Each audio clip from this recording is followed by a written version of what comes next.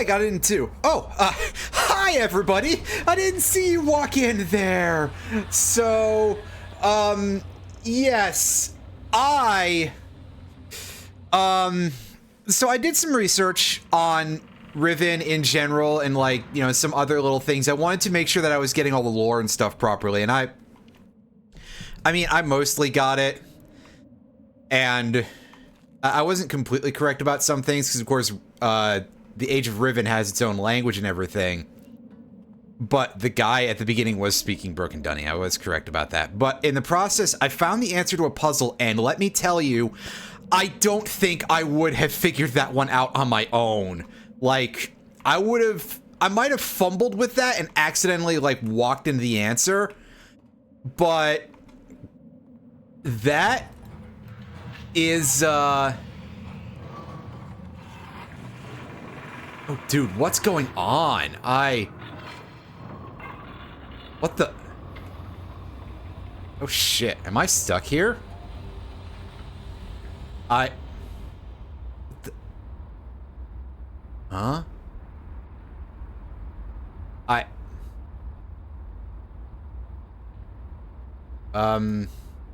Game, are you okay?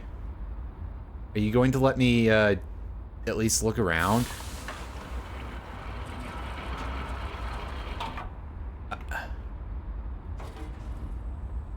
Dude. All right, I knew that Riven was, like, really unstable, but oh man, this is wild.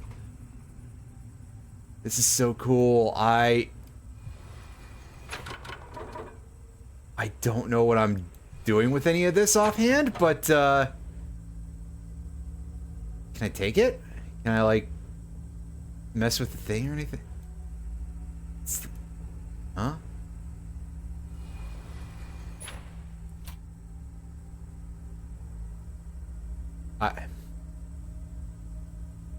Huh?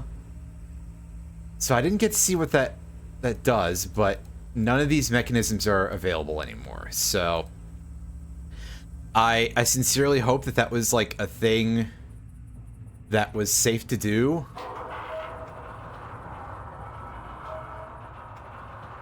I appreciate, by the way, the amount of stuff in this where it's like any of those rotary things or anything where I can just click them in this version of the game.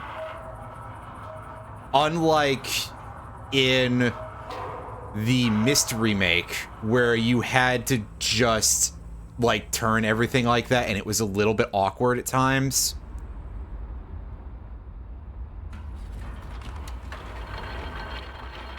That is weird. But I hope they'll let me out of here at some point. That would be kind of a helpful thing, would be to be able to leave.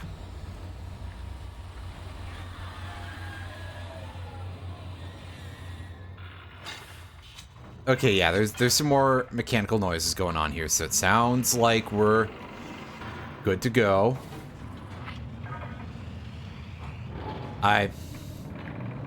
Well, okay, now that we're out of the demon core, and well, I guess it's back to doing its thing, so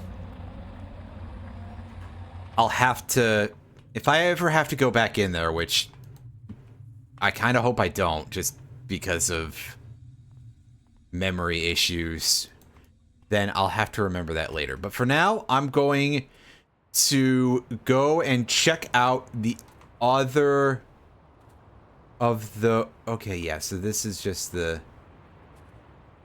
That's just that thing. I couldn't tell. It looked like it was some sort of, like, roiling water or something. It was like... I thought it was the boiler for some reason.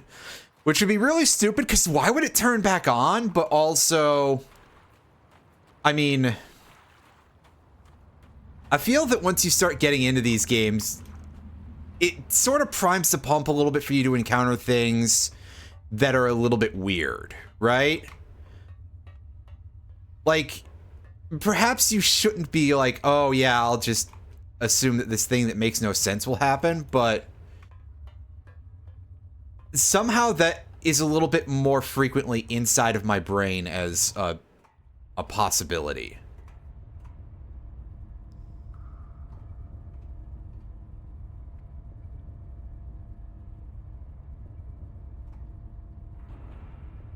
Hey, can you let me out this way?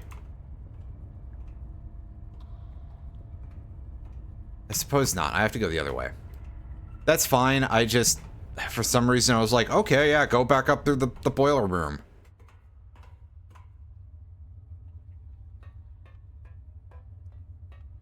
I mean, yeah, definitely. Point and click adventure logic is often a little bit weird, but like,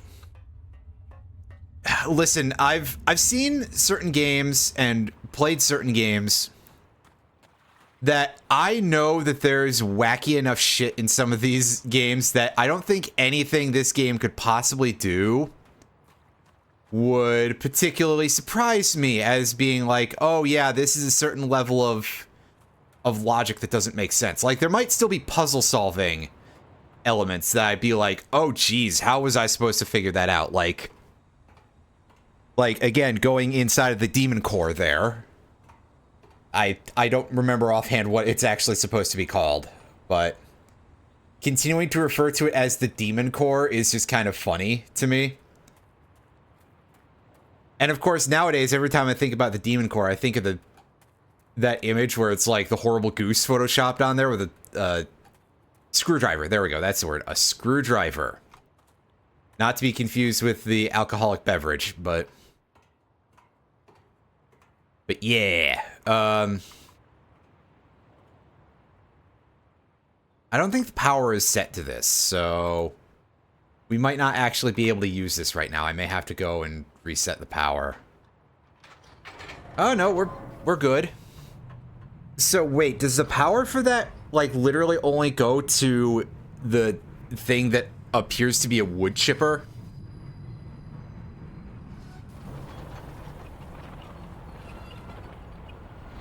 Yeah, see, that's the thing, is that I feel like...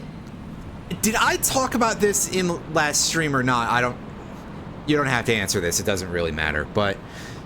This idea that I feel like people who play video games don't like the idea of reading. And I know that I tend to gloss over a lot of just NPC dialogue in RPGs. But admittedly, I feel that, like, sitting around reading through every single word of text in a lot of them is not interesting stream material. Like, for example, in the original Myst, there's a whole big-ass library with a lot of lore for all of the ages that you enter.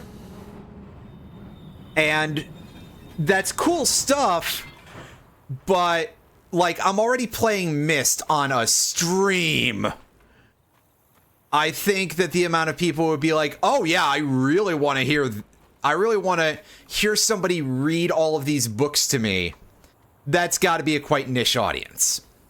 But also, I think that part of the other thing is that with, like, NPCs and stuff of that nature, which I'm counting the library books in Myst in this area, we're so used to either things that are badly translated or short or otherwise uninformative that we kind of are already primed to not necessarily care about that.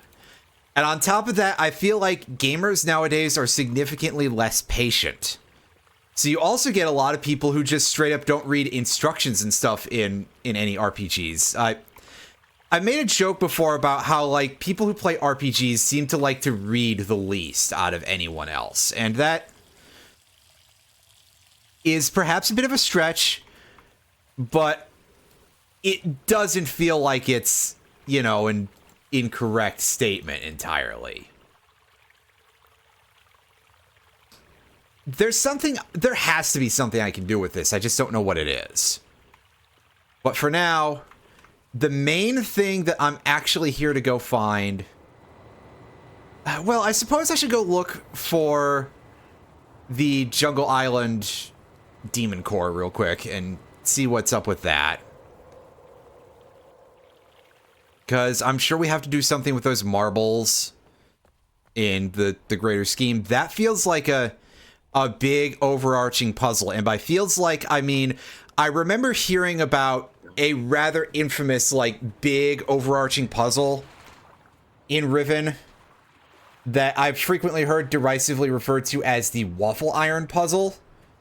But it's called, I think it's technically referred to more as like the fire marble puzzle or something.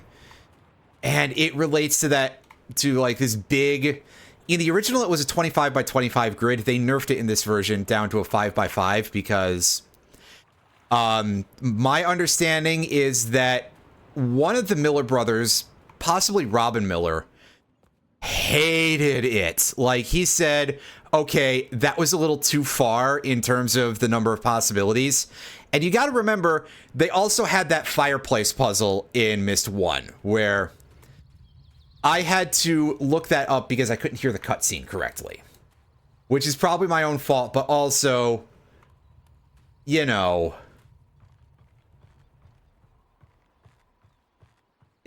aside from that, like, you know, just trying different things on that would take eons. Anyway, it's not over here. What am I doing? What I'm doing is not remembering the layout of the jungle island.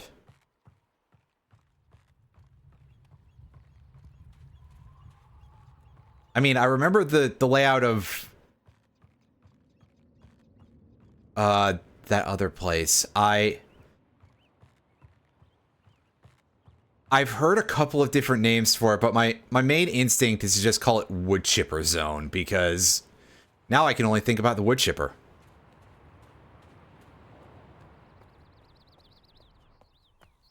But yeah, like, definitely I think all of us have spent a lot of time with games that are poorly translated and have very curt dialogue that doesn't really tell you anything, or when it does, it tells you it in such an incredibly blunt manner that it's like, well, I think I can tell when or when not these conversations are going to have value.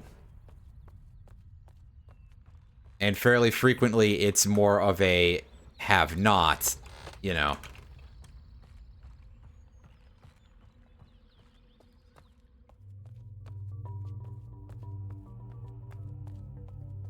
Is this where the spinny thing was? No, this is down to the waterfront, which is not the place. There has to be a way to get into that submarine that we saw down here earlier, right? I just don't know what it is. And these bridges are closed unless we can go in the middle section.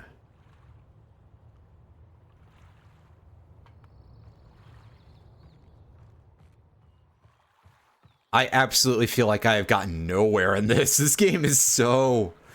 Oh man, this one really does your head in a little bit. It feels so much more free form too than the original Myst, where it's like, okay, yeah, the puzzle to actually start like figuring out where you have to go takes a minute to get to hash it out and a little bit of trying stuff. But once you get there, it feels like your goals are fairly obvious.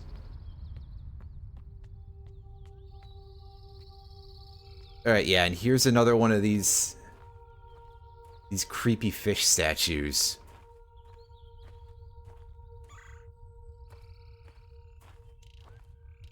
Again, I don't really know what the deal with this thing is. The Lens of Truth doesn't have anything for us, right?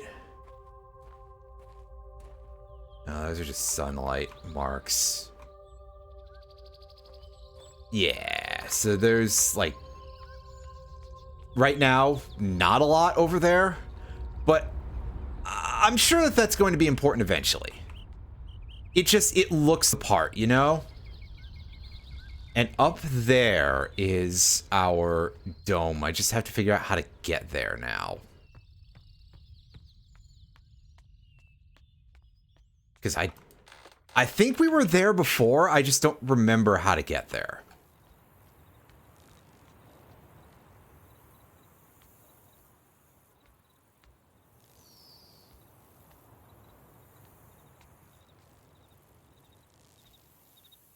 once more. We got these moths that glow in the light of the lens, but that doesn't necessarily tell me that much. I don't think. Which, yeah, I sure don't I?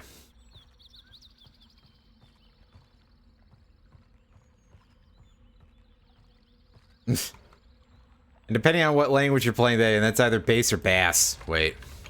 No, that's only for Mega Man 8, sorry. That rock. Scaffold.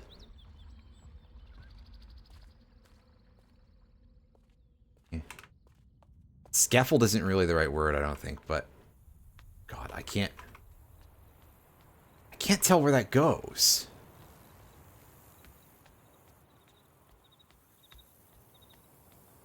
At least not entirely, because it gets blocked. And I can't do anything with this, can I? This gigantic lever.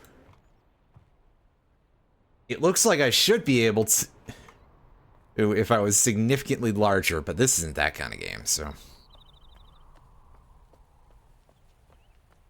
I mean, yeah, that's kind of true. The base definitely has a design, all right, with many features. So, all right, is it back in the thing for us? I think it's back in the thing for us. All right, just wait for the door to close.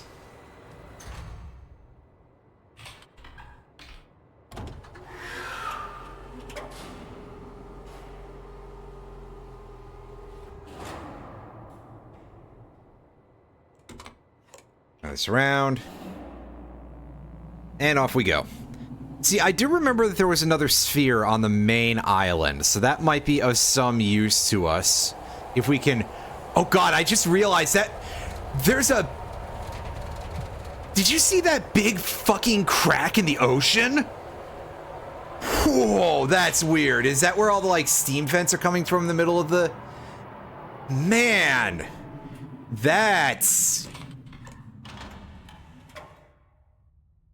That's wild. Like I said, the places in this game look so cool, but also a lot of them are so, like, fucked up.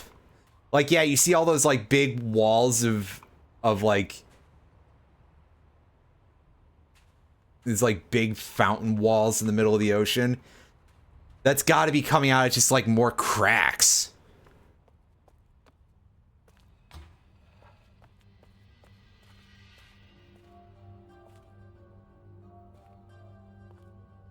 Anything to say about any of this stuff yet? Oh, let me try looking at it. This thing. Nothing? Truth be told, I didn't really think so, but also part of that might have been a memory thing, so.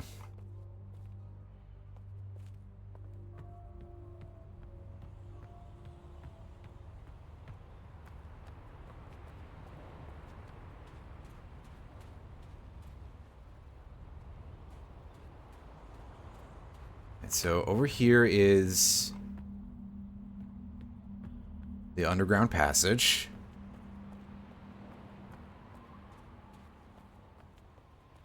Over here we are going to encounter the rusted out steam engine thing.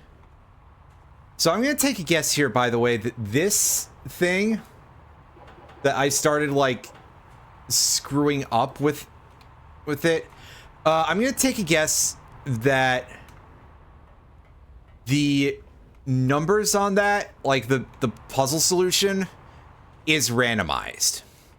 Because I remember reading that some of the puzzles in this game, the solutions are slightly randomized.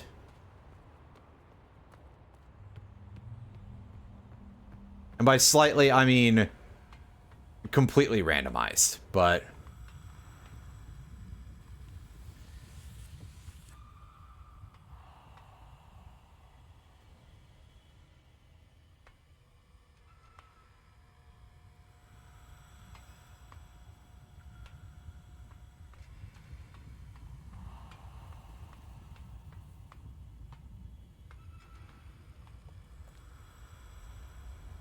Okay, there's our mystery orb that is not actually all that mysterious.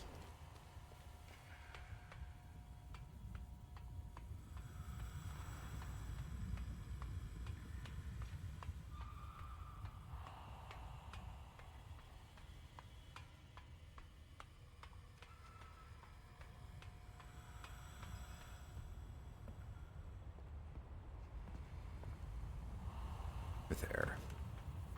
But I have to, like, rotate it so that way... There's another path. Let's double check. This way... yeah, this way leads to this creepy chair thing.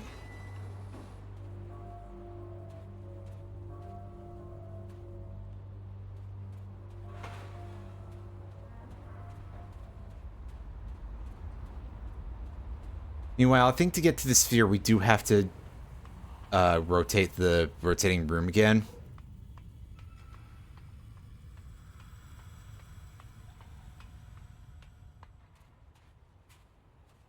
And yeah, here is where we find that bridge that we broke earlier. Surely they won't let me unbreak it. That'd be stupid.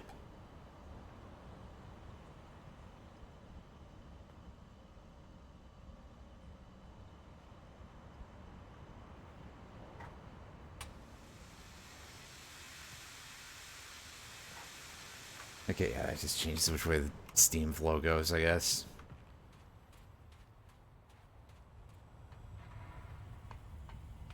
Because, yeah, remember, everything powered by Steam energy.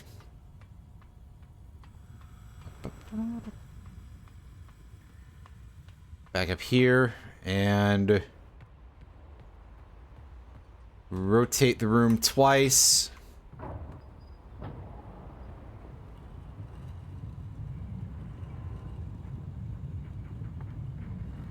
I'll see you guys in a week. I gotta wait for this to happen because it's not fast.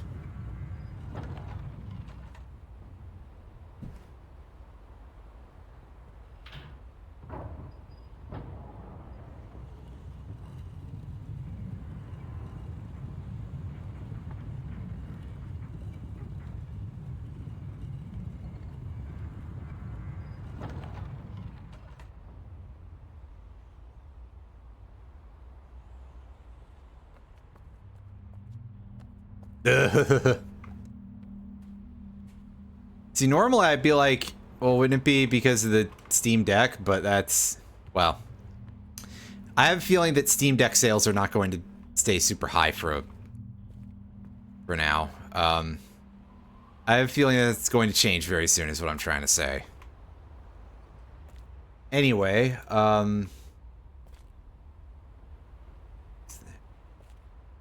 that pathway doesn't actually work for, because this just goes here. I'm sorry, I've already forgotten how this puzzle works. My apologies.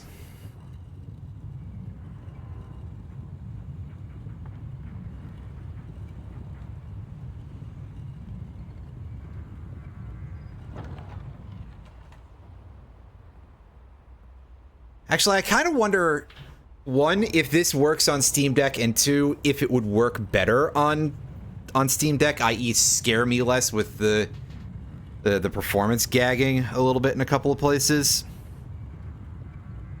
I'm kind of considering, like, looking next time I have a chunk of cash, which, knowing me, will probably be my, like, birthday or something. Looking and seeing if I can find a used Steam Deck for, like, a reasonable price.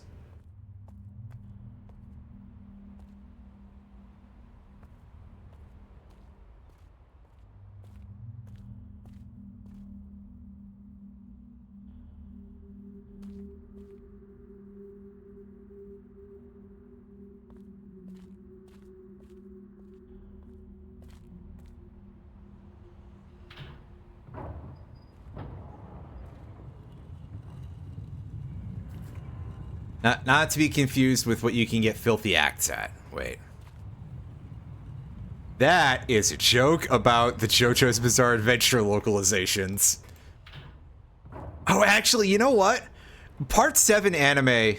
So I've had a couple of friends who've been a bit downer on the JoJo anime. Is like, well, they prefer the manga and the interpretation is, you know, could be a little bit stronger and all of this, all that happy horse shit. But also, more importantly,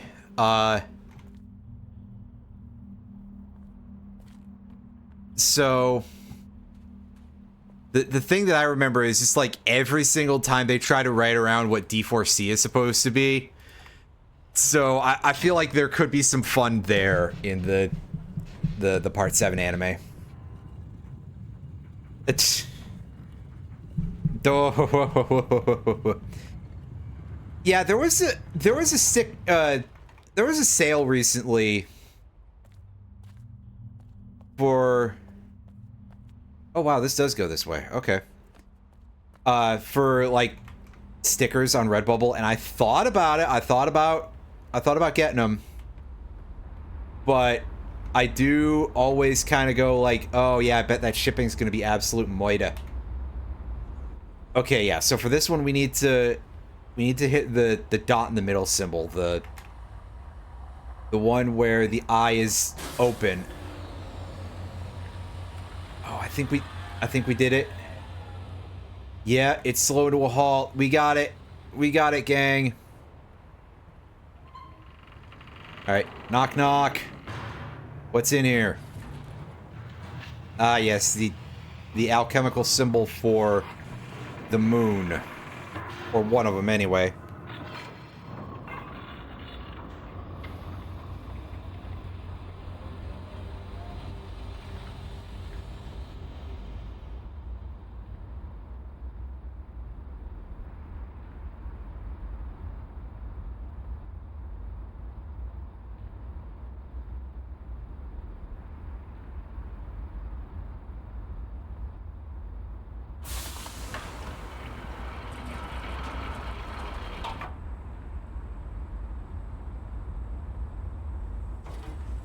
And yeah, here we go. All right. So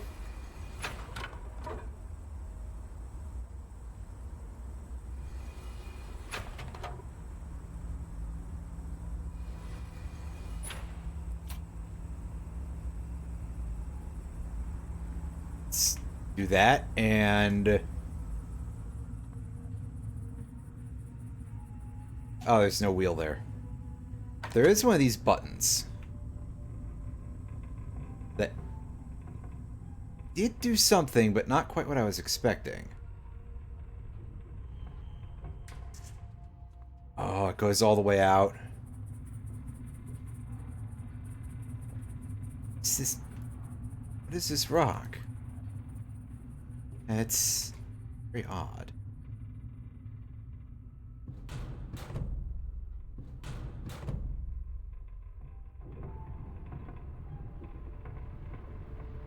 Rotate this thing. Go with this.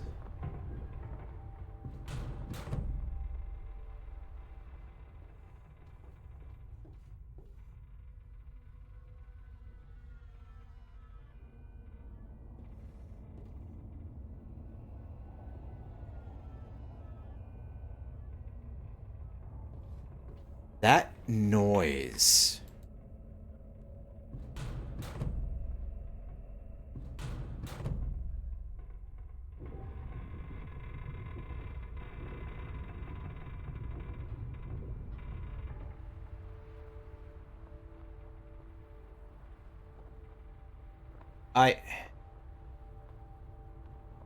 It's a shortcut system?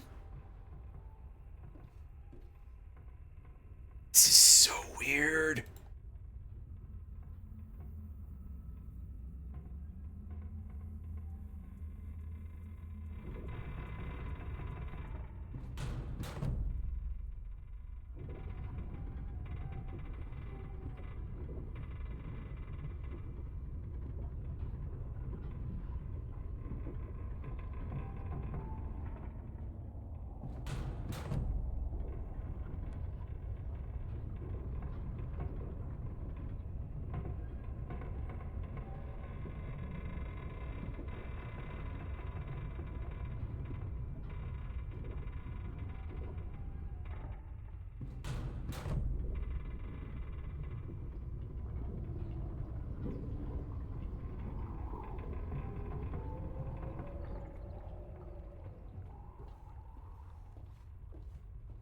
So how far off are we from using this locality?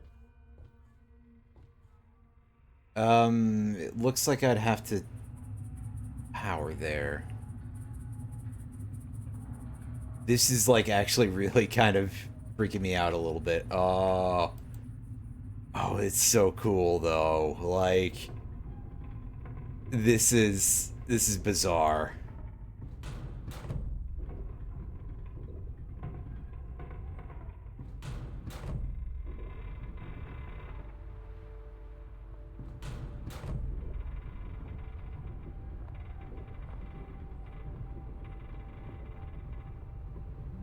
Unfortunately, I just really imagined the stranger kind of hurling a little bit at this. This is just like a bit monstrous.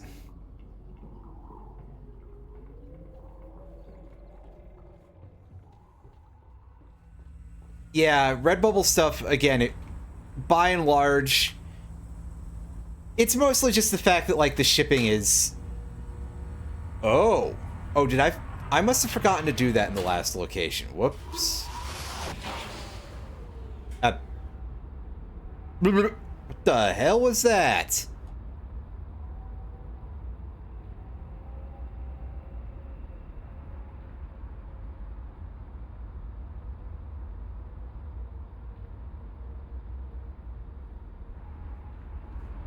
Yeah, a lot of cool stuff on Redbubble, but the shipping is just monstrous. Oh, I'm getting like 800 messages on Discord.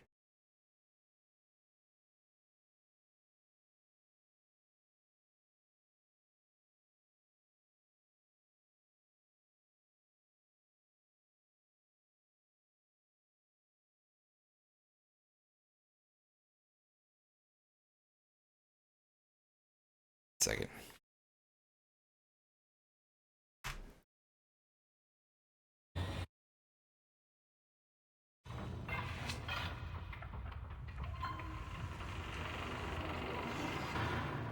Yeah, that is true about Redbubble shipping. It's just also that, like, the matter is that I usually don't buy a whole lot at once. Anyway, I will be right back, everybody.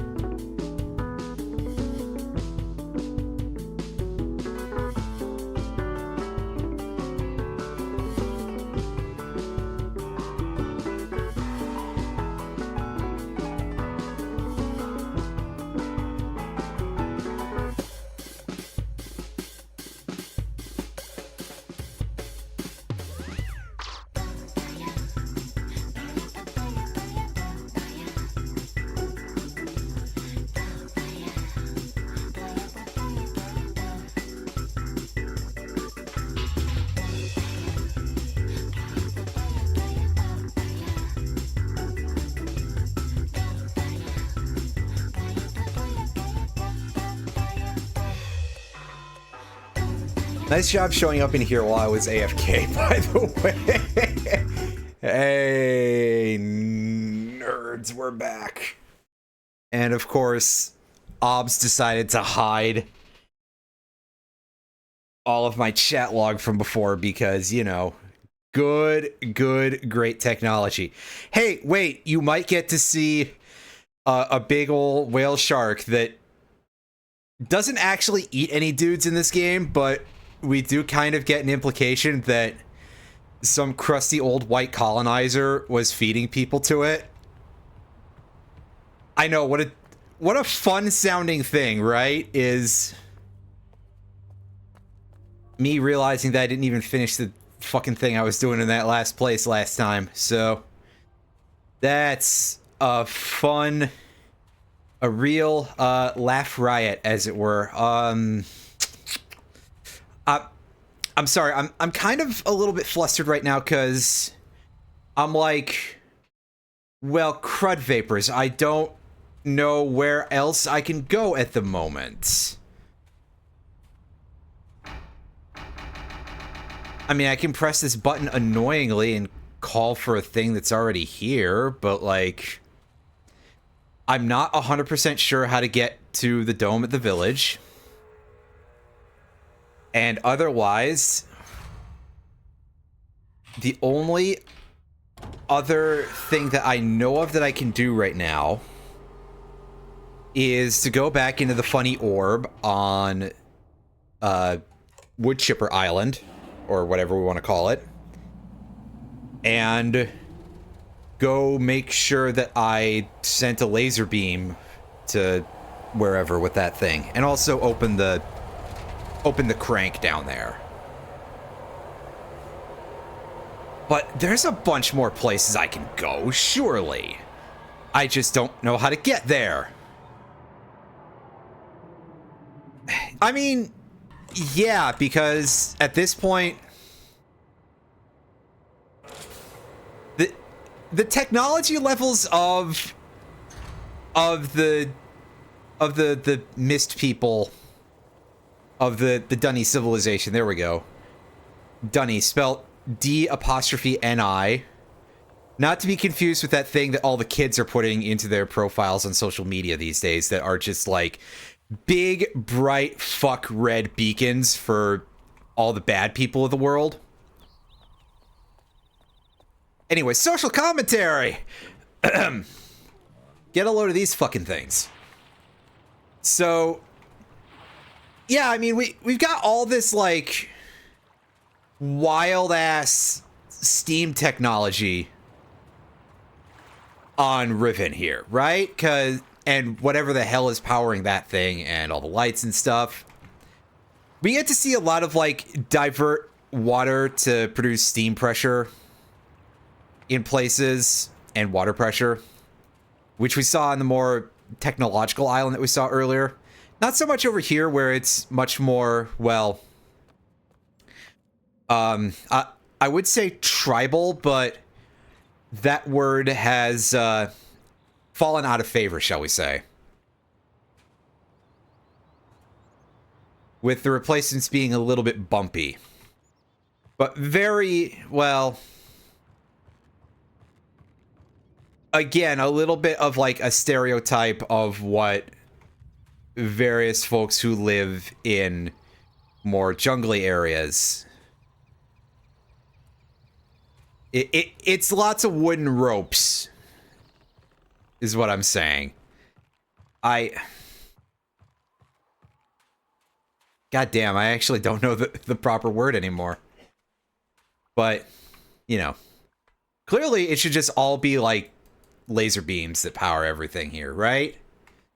That would make total sense, I swear. And it wouldn't be weird or anything.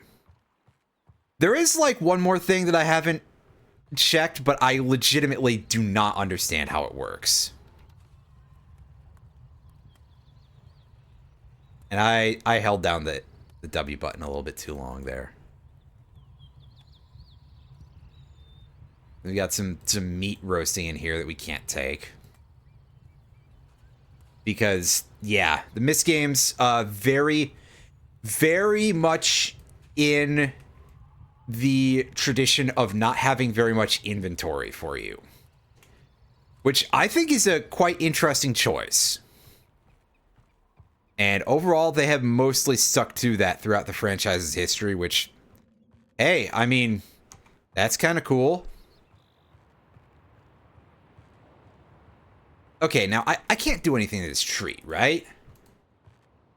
Like, it shows me a couple of these invisible flowers if I put the lens on by it, but I can't, like, grab it. I can't do anything with hands to it. I am simply not allowed to.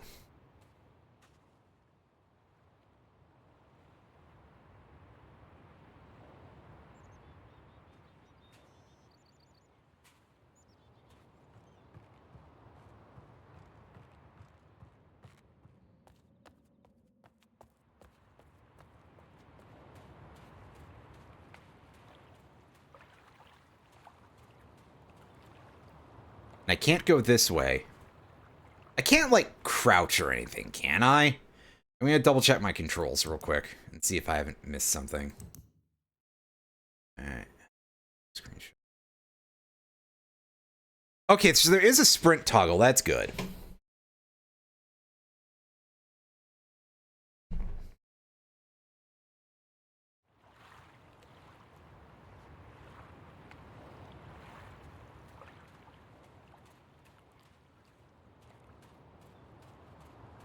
I didn't realize that wasn't a thing until now. But yeah, there's no way for me to crouch or anything. I guess the stranger just has really weak knees. And I kind of get it. Well, I don't know if weak knees is necessarily stiff knees, I guess. There we go. Close enough.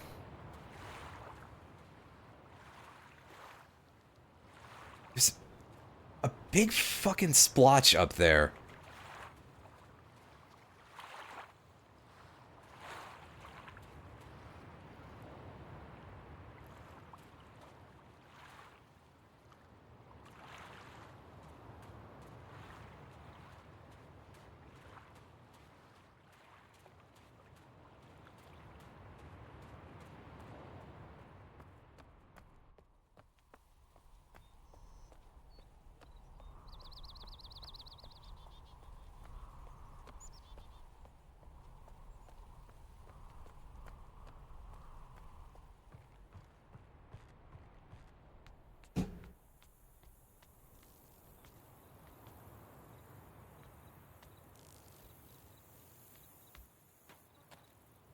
Oh.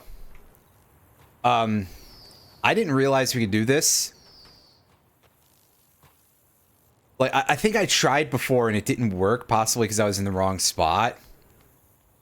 So... is there anything that we can do anything with over here? I mean, there's this little plank sticking out. Although I guess that's supporting up the, like, second section of path there, right?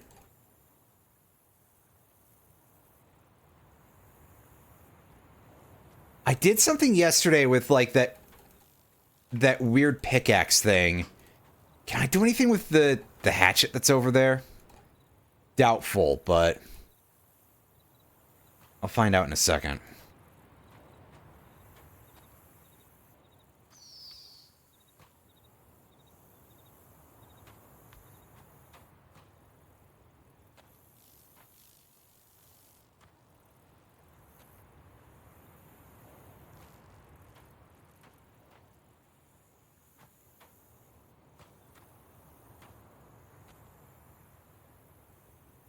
Once I'm done being sure there's actually nothing to do over here. Well, that's a slightly disappointing red herring.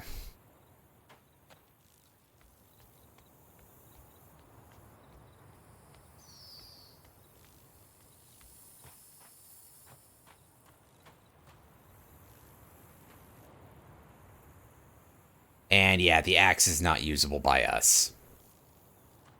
That's a pity.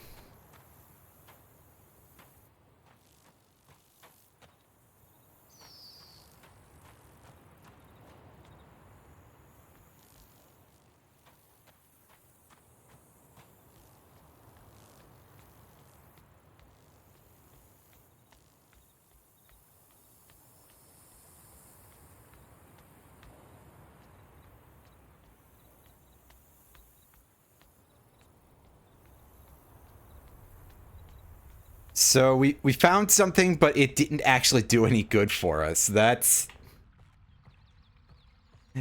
Riven, baby. This game is really beautiful, but I am so fucking confused.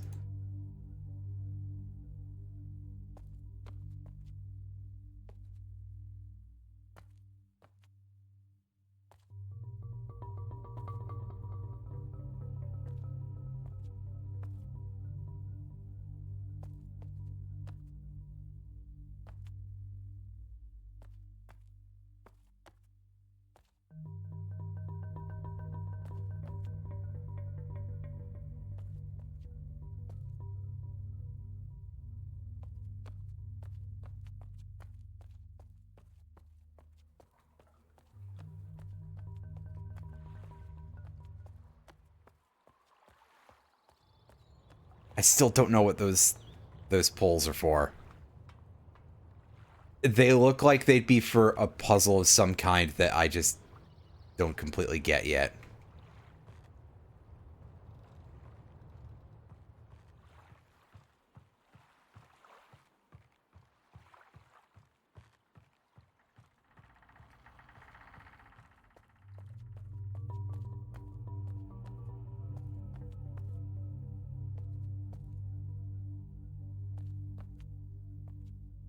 Okay, see, yeah, there's the...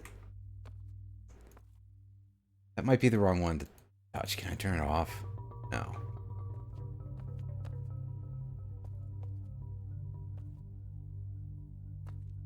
What if I try turning them all on and then look at the walls again and see if it changes anything? It might be like hiding a solution or something.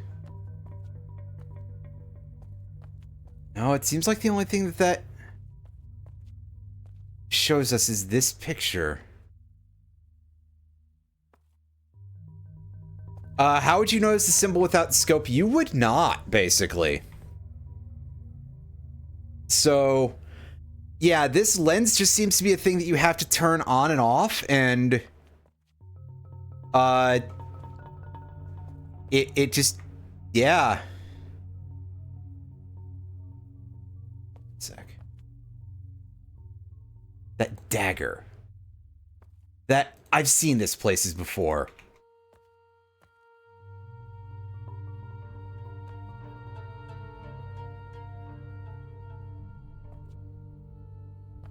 This, I think, has to mean something.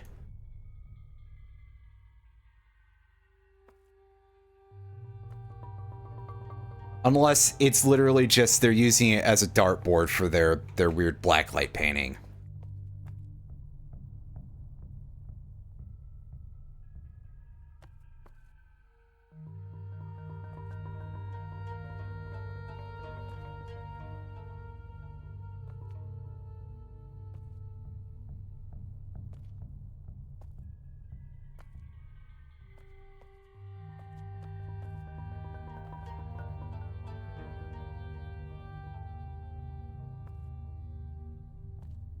The music here is really creepy. I think because there's so little of it.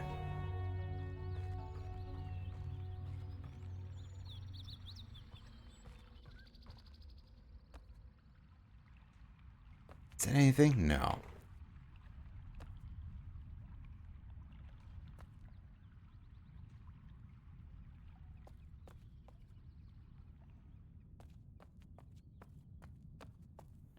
So, yeah, it kind of feels like we're back to square one a little bit here. Because this way just goes back to another route to the village.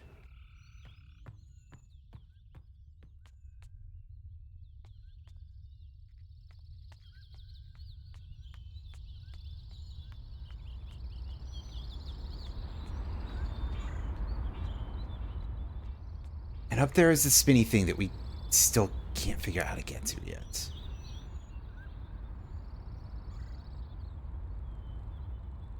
Right, because that would go over to its observation device.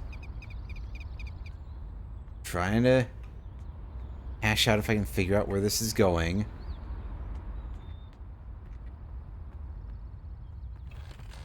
Yeah, it goes up on top of here, and then it goes that way, and we lose track of it. There's just something about that that I'm truly not understanding. And I think that's all I can say at this point, is I don't get what I'm supposed to do. But I do know something that I can do, which is I can go back over here. You know, now that I've killed like half an hour of just being actually just kind of fucking lost.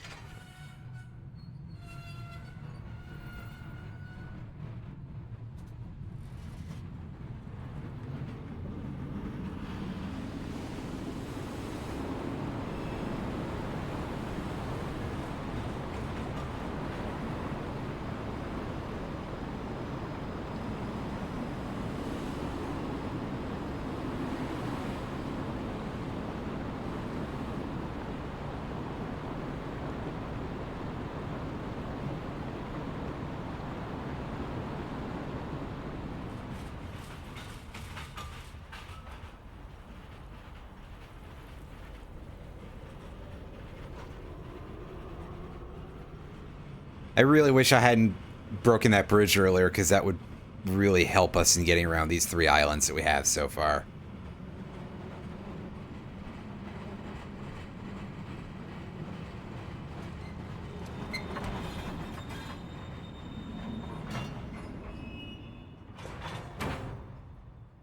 Yeah, take the paint scope out again.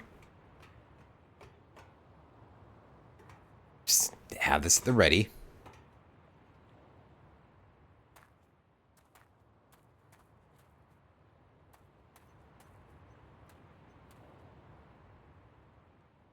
And once again, let's look at this thing and see that there is no, like, controls on this. Does this mean anything? Not according to the scope, anyway.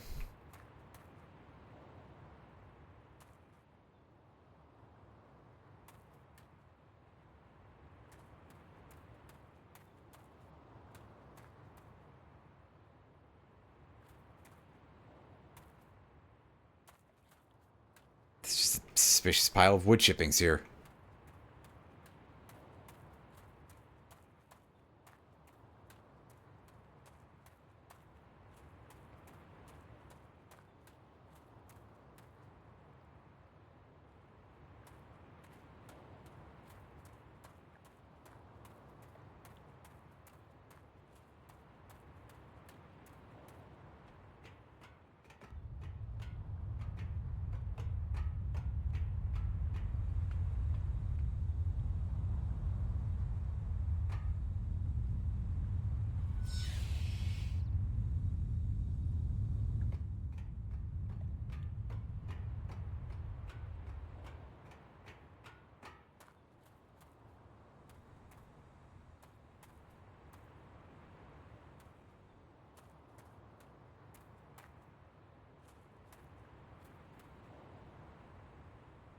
Can we interact with this now? It has power.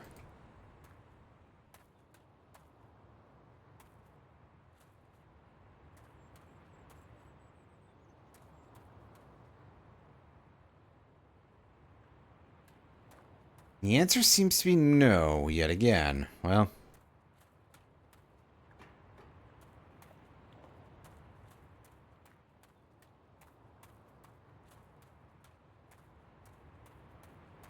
Alright then.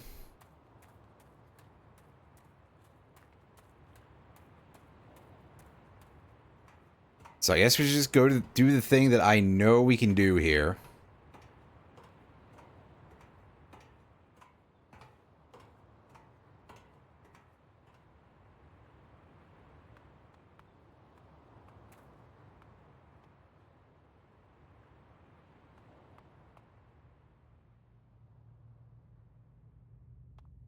Close the doors, please. There we go.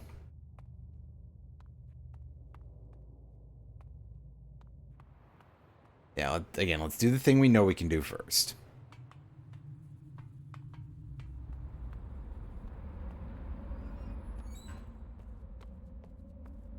Just to go back through this thing.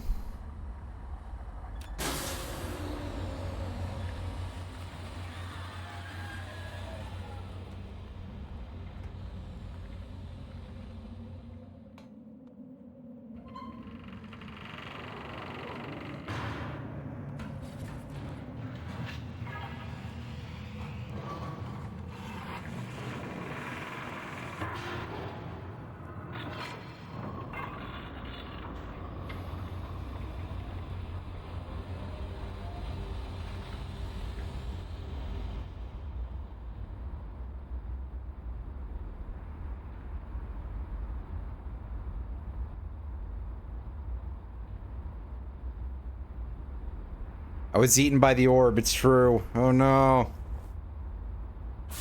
I've been orbed. I get to go in here and look back over at this puzzle that I, like, half completed before. Oh. Oh. I guess in order to do that, I have to...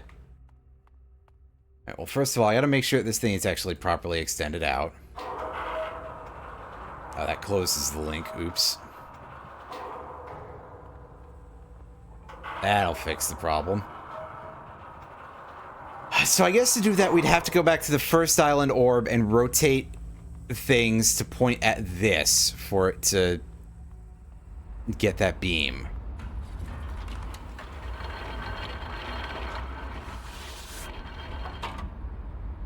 Which, I mean, I guess, but, like, nah.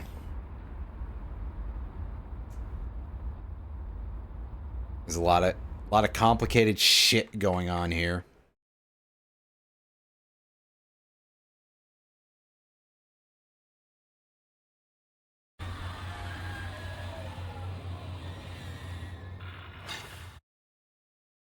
Stack things up a little better here real quick, and...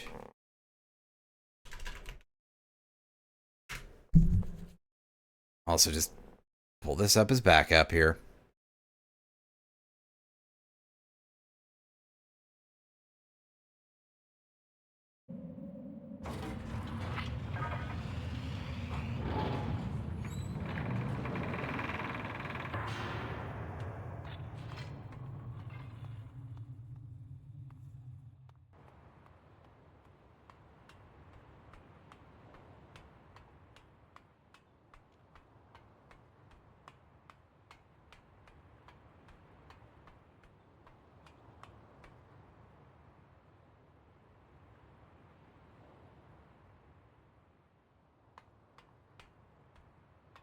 That's right. This is still stuck.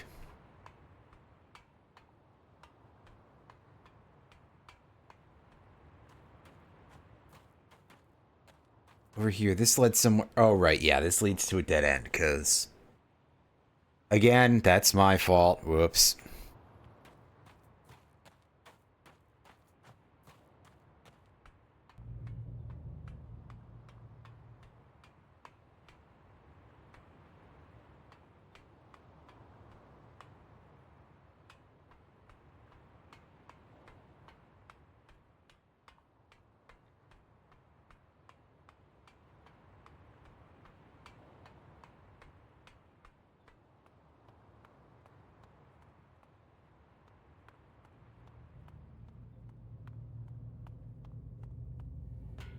So, a thing that I haven't really tried yet is to go over here. I'm probably going to have to, like, reset the power.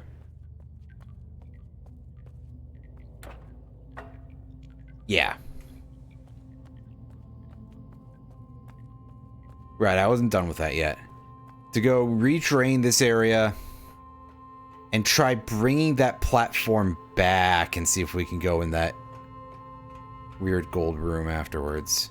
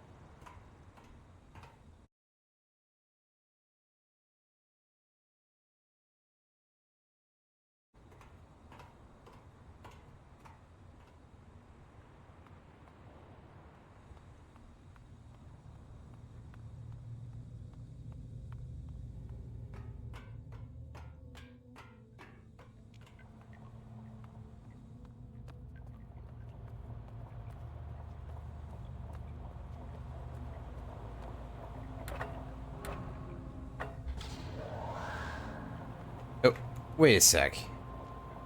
Water's already drained.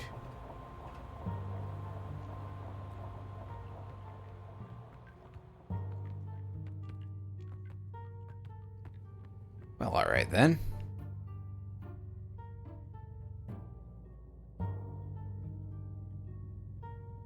Okay, wait, no, we already sent it. Wait, there's another handle on the side of that, isn't there?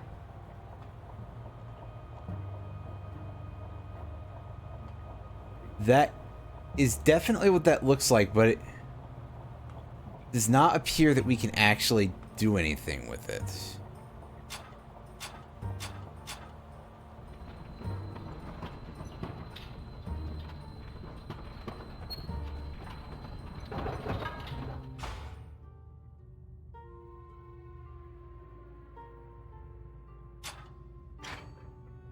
Oh.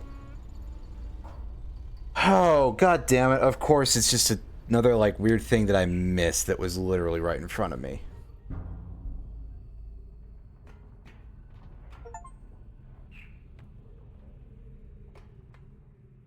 Gehn's laboratory. Oh, wow. So is that where we are? This sounds like a slightly dangerous-ish place to be. Maybe, but,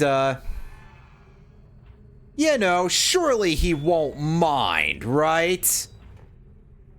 Aside from the part where he definitely will, but that's a whole other matter.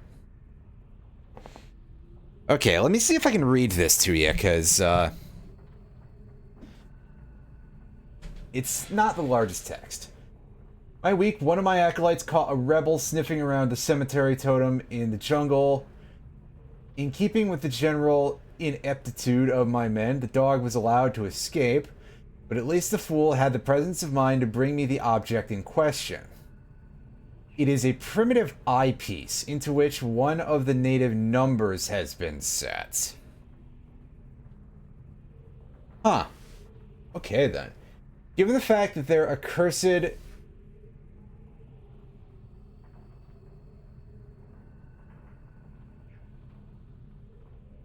Given the fact that their accursed numeric system requires you to know which way a symbol has been rotated in order to read it, however, there's no way to make sense of it.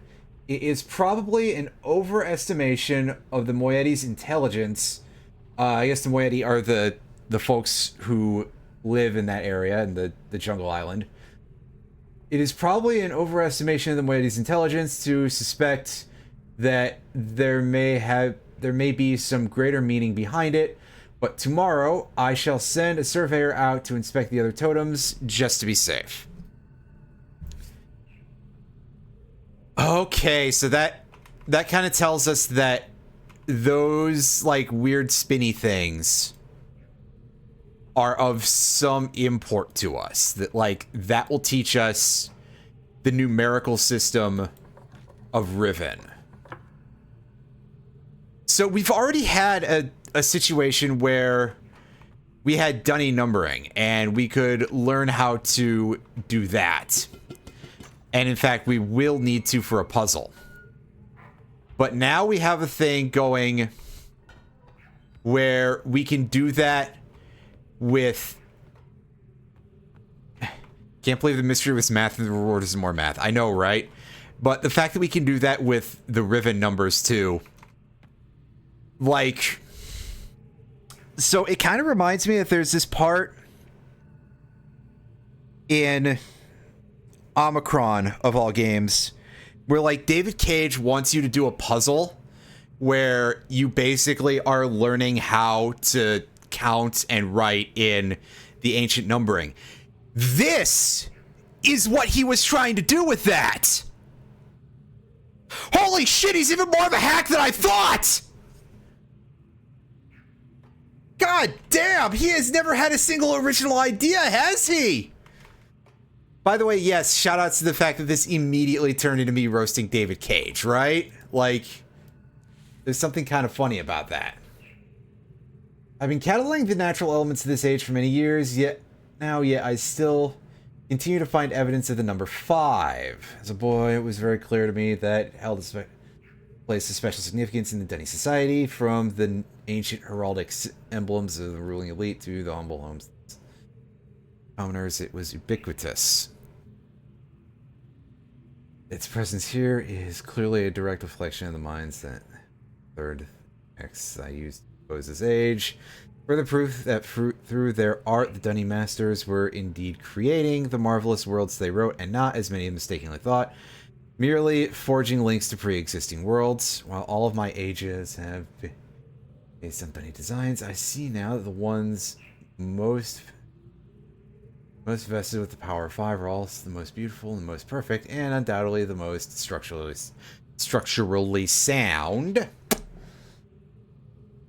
They were just neurodivergent. I think it's sounding more like, you know, numerological conspiracy theories. A thing that is like important to know is that Gehn who's the main villain of this game, is like a big time fucking British colonizer, basically. And I mean, yeah, pretty much all of the villains throughout Myst are just like colonizers and racists, and like actually even there's a big problem with that throughout the entirety of this special society, but yeah. So of course he would fall into like crazy ass conspiracy theories about like this symbol, it's everywhere. You know, it's like that guy who was looking around that airport looking for things that look like phallic symbols that Anderson Cooper made fun of like 20 fucking years ago. How do I remember that? That was just the thing that I remember from the Colbert Report. Jesus Christ. I still have yet to determine how the Dunny's color symbology reflects this superior design philosophy. While ostensibly a 6-color system, I am convinced there must be some deeper connection to the number 5. I will continue to investigate. See, it's a little bit ridiculous. The Ytram? It's Marty spelled backwards, so I'm going to call them Martys. Well, congratulations on your realization, nerd. The Marty traps have been particularly fruitful this year. Apparently, the breakup of the islands has not adversely affected the subterranean ecosystems. Unfortunately, I imagine the rebels are also experiencing a generous harvest. No shortage of poison for their darts this season. Such vexing issues aside, this unexpected windfall has allowed me to refine a particularly pleasant extract for my pipe, one that is smoother than any other in recent memory. Dude, what are you... Literally, Gehn, what are you smoking? We find out... I believe we find out later in this journal that it's frogs. Literally, there was a Simpsons episode a couple years after the original version of this game where Homer is like doing what can basically be described as missionary work out in the jungle somewhere, and he gets addicted to licking hallucinogenic toads. I've reluctantly decided to suspend my inquiries into the unusual behavior of the water of this age, as there are more pressing matters that demand my attention. For future reference, however, my investigations have revealed the following. I believe the remarkable properties of the water to be caused by a microbe that resides within it. I am imagining a motile. Okay, yes, motile is an actual word. It's just a very, like, obscure sciencey thing that is used for this sort of field, I believe. I'm imagining a motile unicellular organism, but one with a structure that allows it to manipulate bits of water. The aggregate effect of which is that the composite body of water is able to deform itself in response to threatening conditions. Prolonged exposure to extreme heat, a period of extended boiling, for example, seems to kill them off, which would explain their dramatic aversion to even moderate rises in temperature. There is still much to learn, however, regarding this peculiar phenomenon and its possible uses. Construction of the imagers has proceeded without fault. Remarkable how easy it was to adapt the Dunny technology to mimic that of the Ahmad. The Ahmad? The two cultures must surely have crossed paths at some point in their histories. Okay, yeah, this one's actually like deep lore shit. It may even be that Keta was a direct descendant of the Dunny. How else to explain The redemptive depth of our connection. But that's all pointless now. If he boiled this tool, he died too. Yeah, exactly. Maintenance on the steam vent caps has completed. I am extremely pleased with the continued success of the system. Another example of the superiority of Dunny technology. Ironic that Atris and Catherine's meddling unwillingly provided me with such a convenient source of power. I am certain now that the fissure was an unexpected byproduct of the changes they wrote into this age as part of their machinations to trap me here, and that Atris never intended for the book to be lost among the stars in the process. Better that a linking book be destroyed than to risk it falling into unknown hands. Had they foreseen the creation of the fissure, they surely would have sought another solution, as the ensuing cataclysm may well have consumed the entire world had I not managed to intervene. He starts, like, writing her name as Katarn or something. I think he's trying to write Catherine in the Dunny dialect. Catherine would never have knowingly taken such a risk, and surely my son, given his own dearth of vertebrae... Dearth of vertebrae! Holy sh... You know what? I like that, but also, God, Gehn, you fucking snob. Damn. Alright, dude. And surely my son, given his own dearth of vertebrae, had only meant for Riven to become my prison and not my tomb. I am discontinuing regular observations of the expanse beneath the fissure. I have tracked the stars and have proven that their paths are cyclical, but without proper instrumentation, there is nothing more I can learn. My theory, however, remains unaltered. The fabric of this age was breached in a way that permits matter to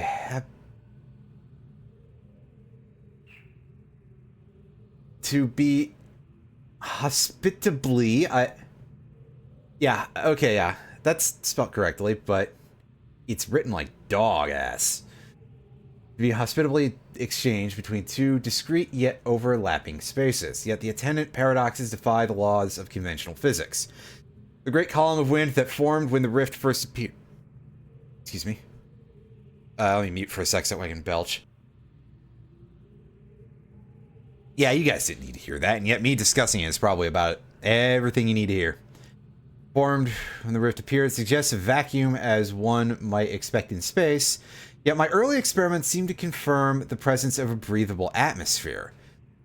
That Atris momentarily threw himself into the void is further evidence that it might possibly be safe to venture into.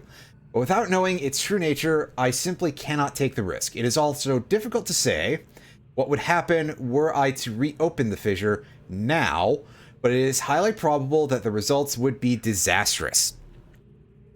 Yeah, so, again, there's a whole bunch of lore in, like, the novels. Yes, this is a real thing that take place as, like, prequels and, you know, to the original Myst and also to Riven a little bit, that explain stuff like that.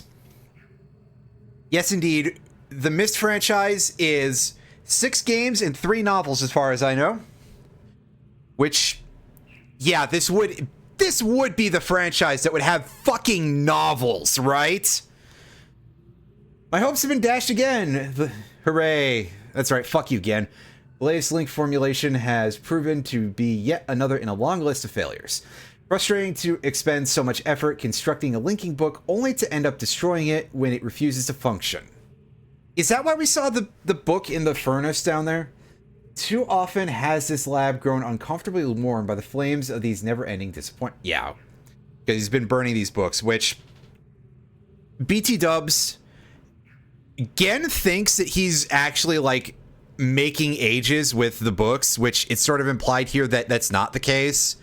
The canon is a little bit uncertain about that sort of thing. Very self-contradictory.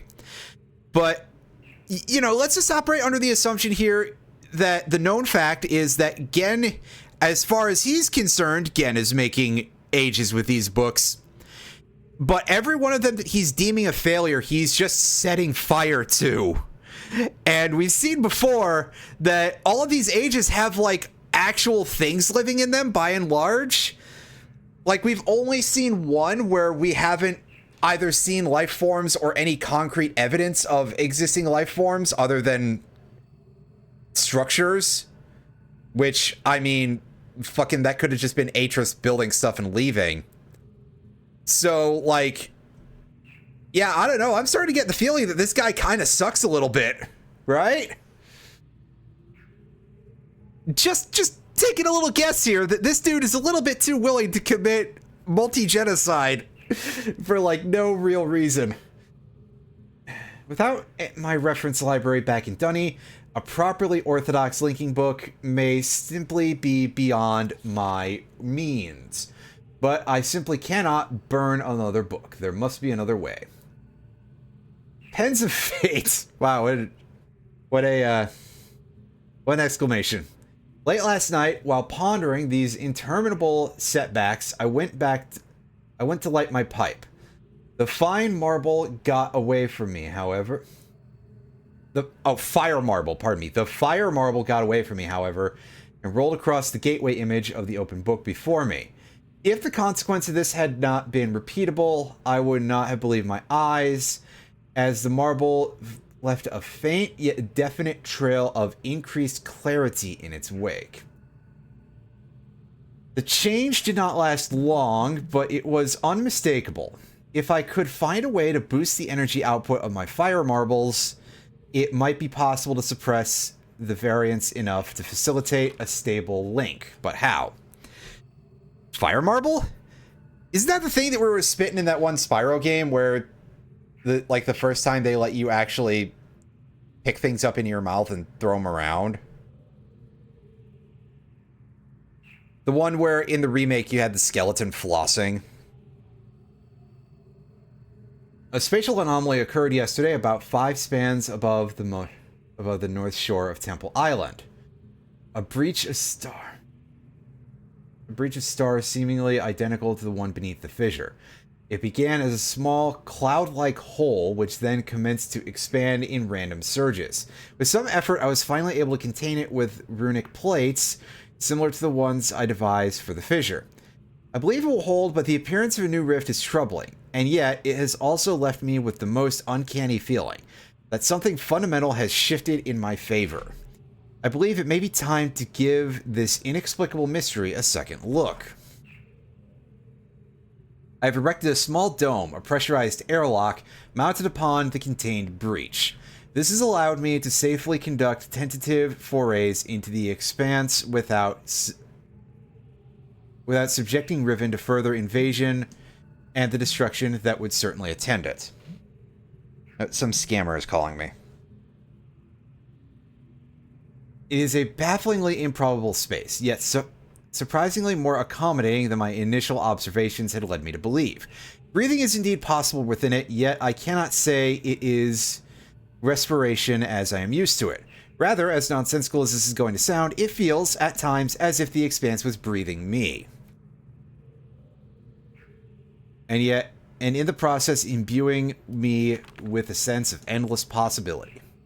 At last, the breakthrough I was hoping for. After my first full day of experiments in the expanse, I was astonished to discover that the fire marbles in my coat pocket had come to fluoresce. Good word. A quick strike test confirmed that their energy levels had increased significantly, and their charge has lasted longer than I would have thought possible. In a clear act of divine providence, the expanse has gifted me the final piece of the puzzle. An apparently boundless energy source that should be more than sufficient to rectify my linking books. But I must work quickly. 2 more breaches have occurred in the interim, each one more aggressive and difficult to contain than the last. Time, I fear, is running out. You fool! You are absolutely bargaining away your actual universe with... Oh no. Oh, buddy. The breach is now number 5, capital F. Sure sign that I am on the right path. I've connected the domes on each of them via a nexus of pathways within the expanse, which will also serve as an inter-island shortcut as I continue my work on my enhanced fire marble complex, which is what I had guessed before. The last of 2 more The loss of 2 more men yesterday has made it clear that the full spectrum of energy is too great for even my finest fire marbles to contain. So I've decided to break it up into 5 distinct frequency ranges, which will later be recombined for application to the book. I've installed 5 charging stations within the expanse, each one calibrated to imbue a blank fire marble with a separate band of total energy. A separate band of the total energy needed. A pneumatic tube system will then convey the charged marbles to the Great Gold Dome on Riven for recombination. Freedom is nearly within my grasp. The problem of how to return to Riven has been settled. Gehn has proven his usefulness over the years, at times nearly rivaling my own engineering prowess. He and his team will have the honor of being the first to link to the new age, bringing with them the necessary materials to build a vastly simplified version of the book apparatus, which I have personally designed. If they do not return within a reasonable amount of time, I will revise my design and send additional men until they get it right. Should they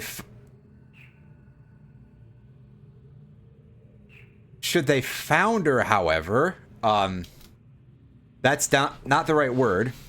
I am prepared to sacrifice every last man on Riven to continue the effort. This cannot fail.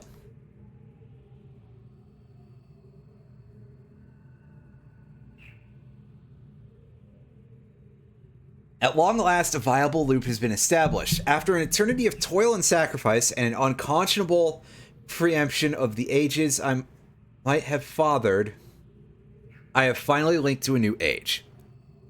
I'm taking that screenshot because that combination is going to be important.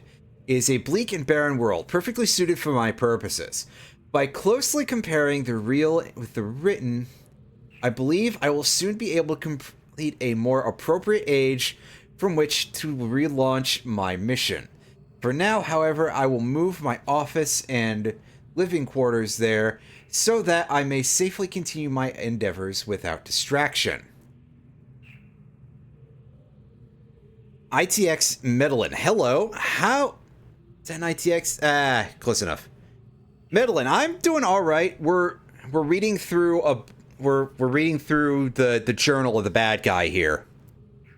And I'm reading this all out because, like, this is not exactly an easy font to read, even for me with this thing on the big screen. And because of how my stream loadout is all set up with, you know, graphics and everything. I never did do that VTuber thing.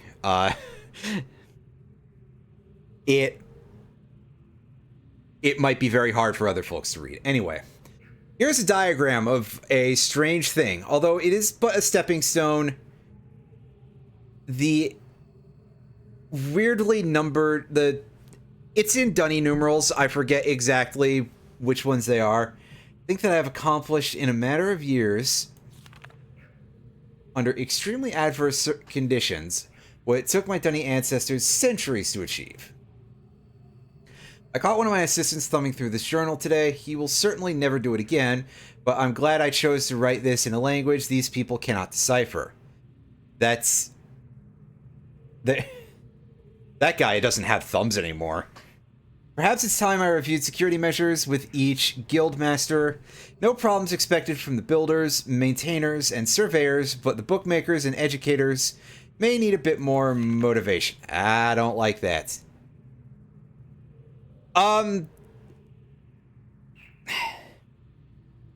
Not at this point, but I appreciate the offer.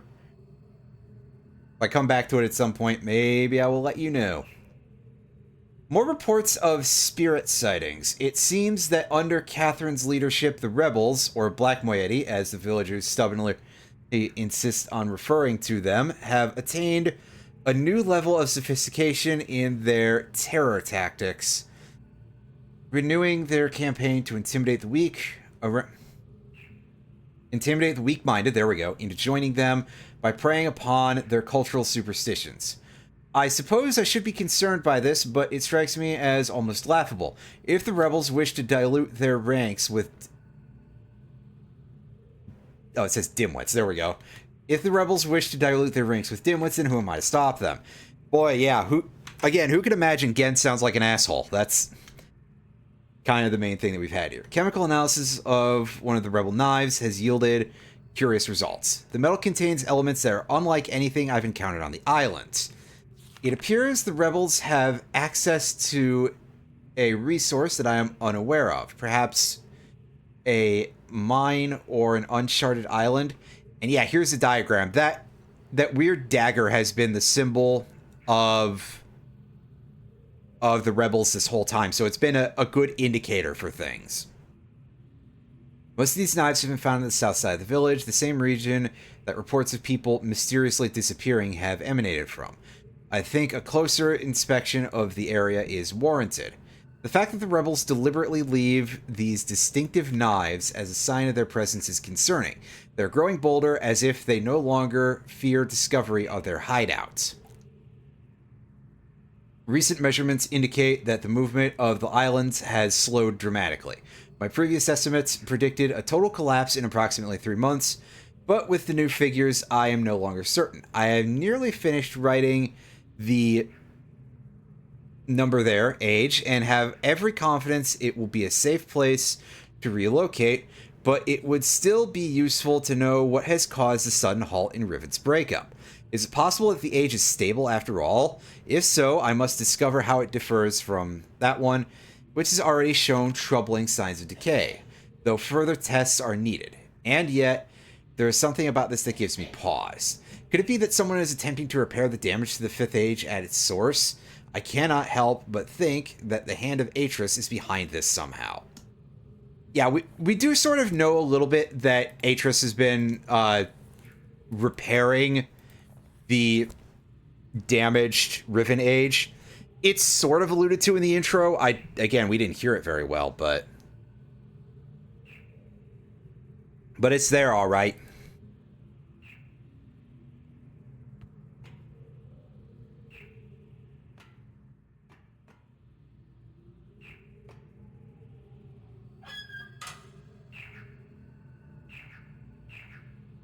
Oh, hey, Froggy, you probably should get out of there.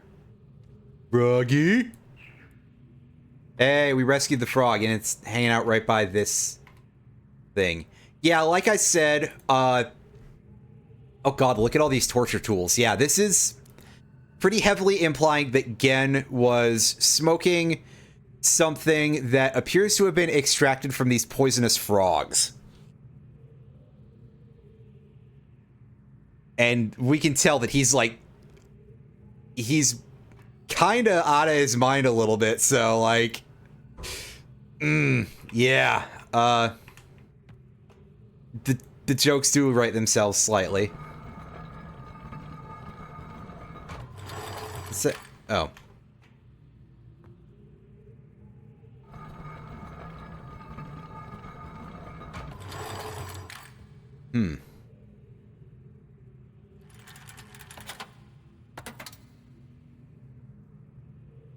Okay, so the thing that we were sending around the place must have been those fire marbles, right? Can we put this rock into this thing? Yeah?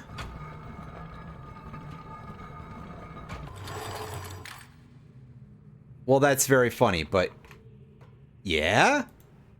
Yeah, and then we put that in here.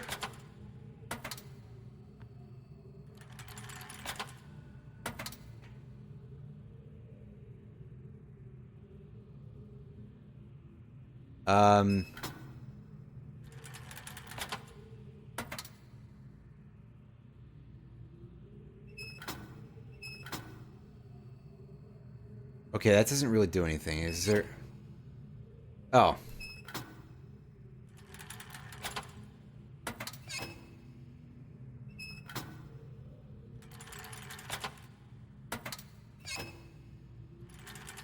Okay, so we can't...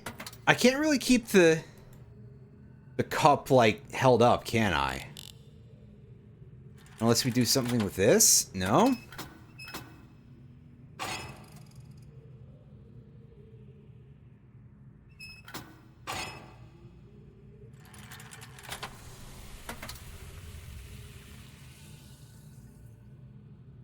There's some sort of puzzle to this, but I'm slightly unsure as to what, like, I'm doing here. Is there an indicator in this general area? So we can't take any of the freed rocks there, but this, man, this is so weird. Can we do anything with this vice? Can I pick this? Can I pick anything else up over here?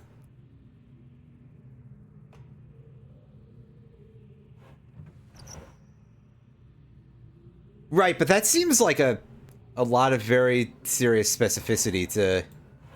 Well, I guess what I'm trying to say about that is, like, that seems like something we would be able to find the information somewhere for. And maybe I'm hoping to find that in here, but... So far, not quite. There's just some interesting stuff there, but... This... What's that filling up with?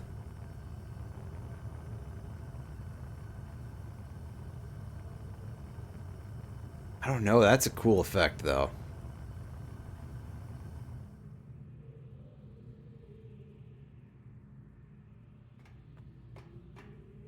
I do want to take a quick look at where we can go from here, just out of curiosity. I'll come back to that in a second. And, like, surely I won't get killed for it, yeah? Oh. Oh, what do you mean I absolutely will? Don't be ridiculous. That would be smart of Gehn to, like, show up and shoot me.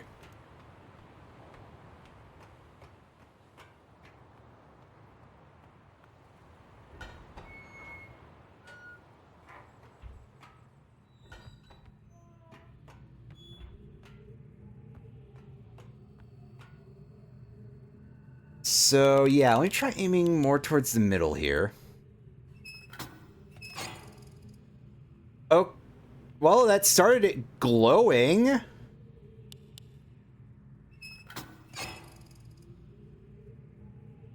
Seems a little bit more like the sweet spot. There we go. Nice bells there, by the way, game. Oh, okay, so that just sort of, like, quenches it.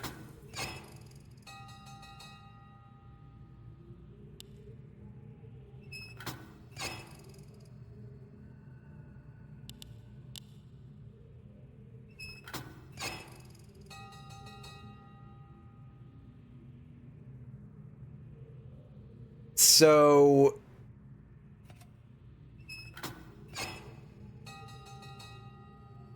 yeah, it feels like we're at a bit of an impasse here, because... like, this gives us some lore and stuff, but it doesn't feel like it's actually... adding much to things, because we can't move it from there. Unless there was a step that I didn't understand. What can we do with these levers? We can get this thing spinning. Excuse me.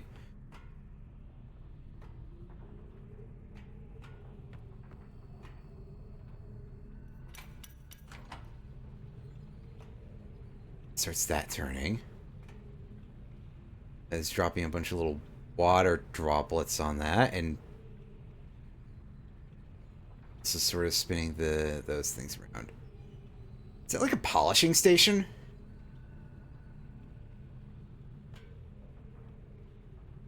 That seems like it would be the sort of thing that this is, a little bit. Lever.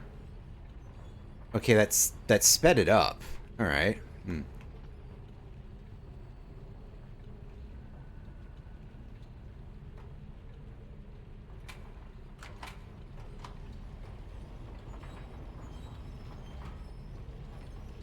Speeding it up even more. We're making quite a lot of noise. I'm sure that... like, if he's gonna show up and deal with us...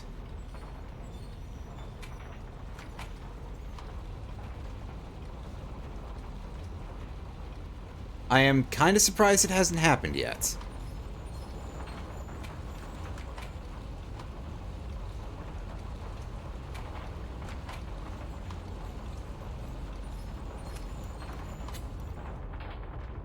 Okay, and then that just stops it. Very interesting, but regardless, we got in here, and this was like our main goal that I could think of at the moment. This thing is still going.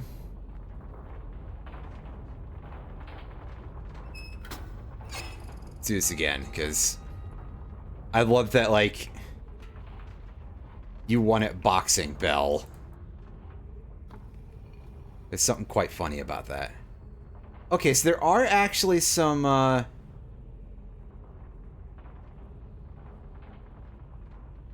Marble, Power Marble, Strike Force.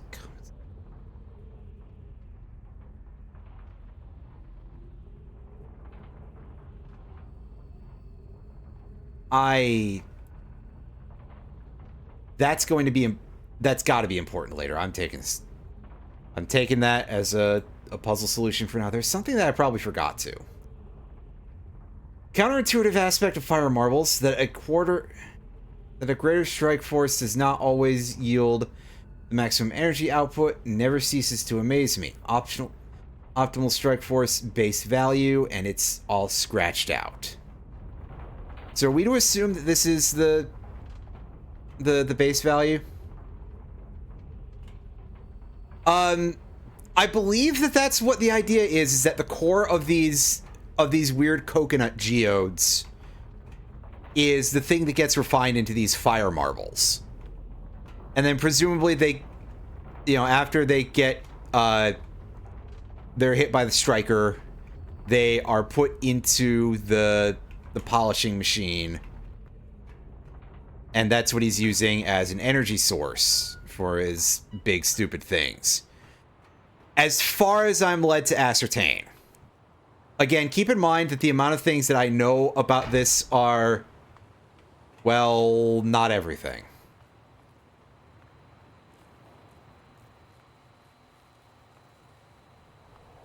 I've never played this game before, and while I did... Oh, I probably shouldn't talk while the bus is coming into town. While I did do some research, I didn't remember everything, and I especially, you know, avoided information about the puzzles where I could, basically, because, well, let's try to do that as raw as possible, right? Like, use our brains or something.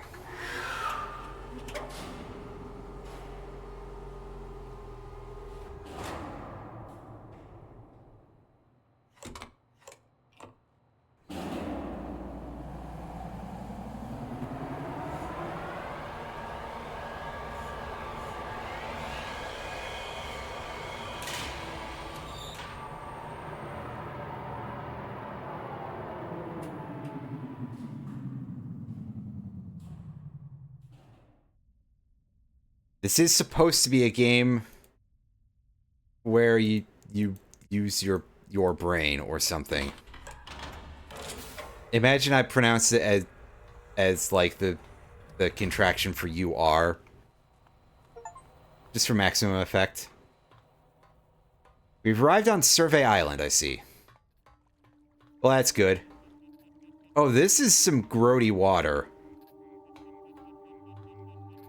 Like, that doesn't seem good. And we are right over a big pit of lava. Or at least over some kind of forge.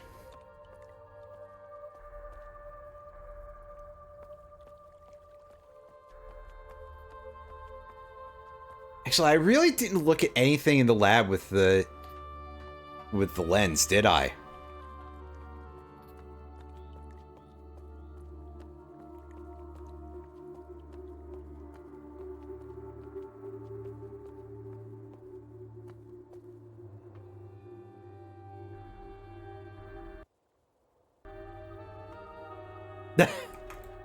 That weird bit of, like, chug there with the sound dropping out.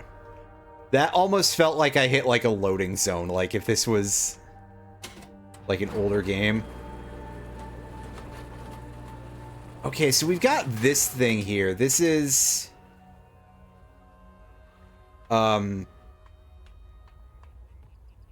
It's quite strange, that's for sure. Press the button.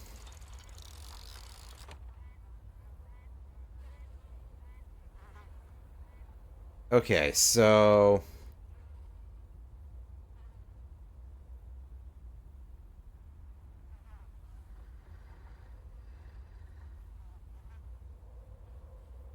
Alright, the idea here seems pretty clear. This is like... Move these around to make sure that they match the positioning of those islands down there.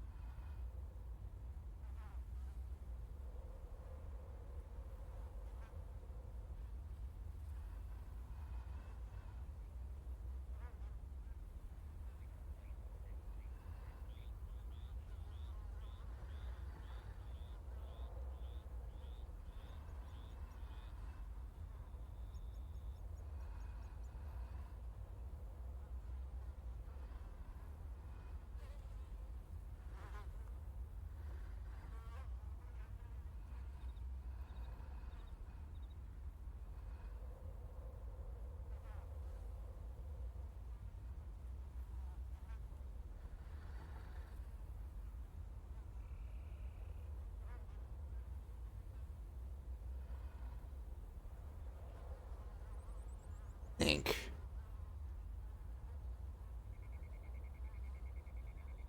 That doesn't...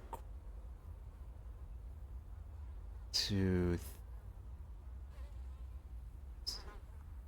Okay, yes, it's so... Unless you want me to pull this over closer. No, wait, no, that can't be, because that has to...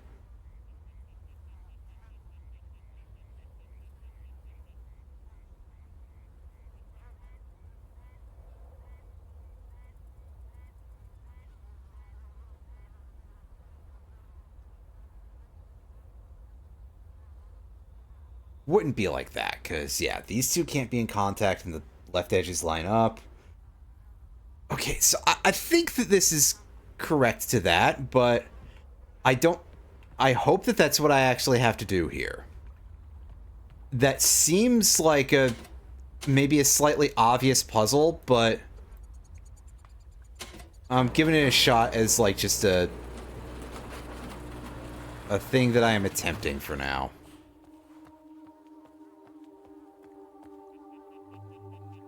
But man, those some weird chunks. I don't think I can get on top of those, unfortunately.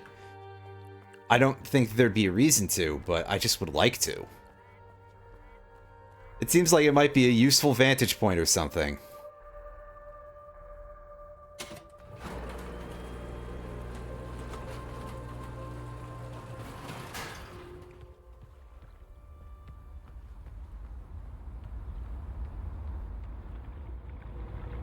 Yeah, can't go in the water.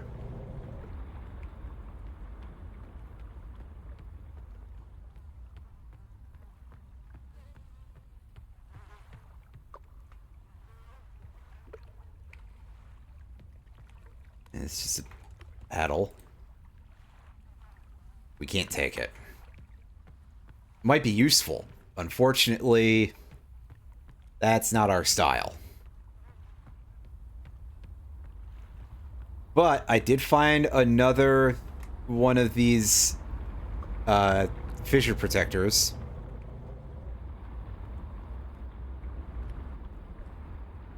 So I guess now comes the part of where's the observer for this, right? You should probably know about that.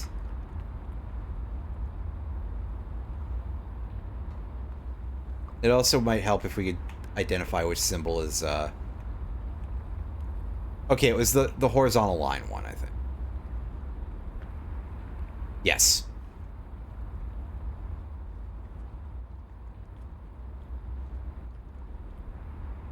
So with that in mind, like, I don't know where there'd be a... I hear it. Oh, it's literally right there. Okay.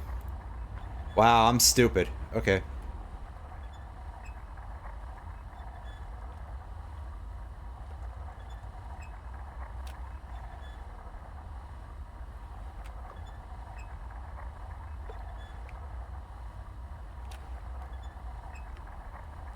It's also, like, super out of place.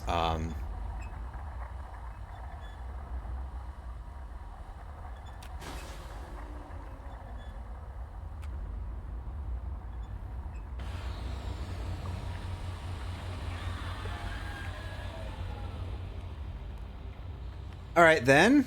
That works. Let's make sure that we actually, like, set the thing up properly here. As we get eaten by the orb again.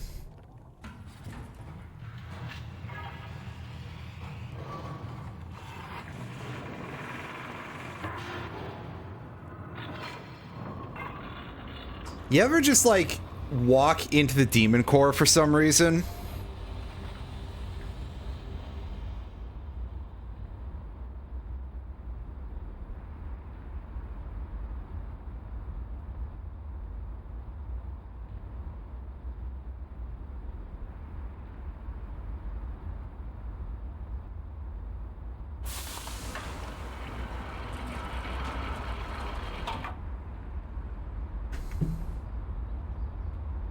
I mean, yeah, it does sort of seem like what a Pokemon sees a little bit.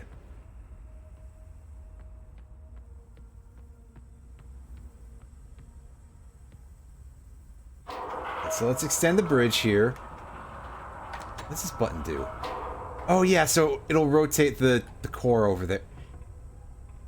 Was there a way to do that for the other place? And I completely missed out on doing it properly? It is definitely, like, a pretty freaky thing. Like, these games can get kind of creepy for a wide variety of reasons. And this is just one of them. Alright, we insert our funny-looking jawbreaker here.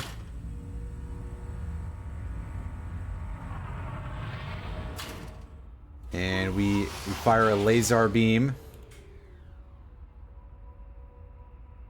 out of this weird video projector. And again, just make sure that we can't, like, redo that for some reason.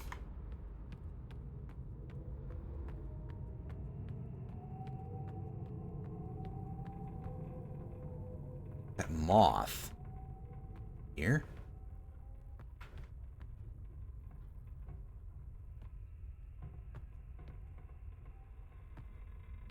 Yeah, so I'm not sure what, like...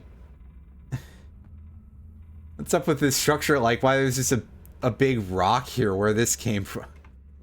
I mean, the whole thing also is, like, it's just, like, rickety-ass catwalks in literally the middle of space. This would scare the absolute shit out of me.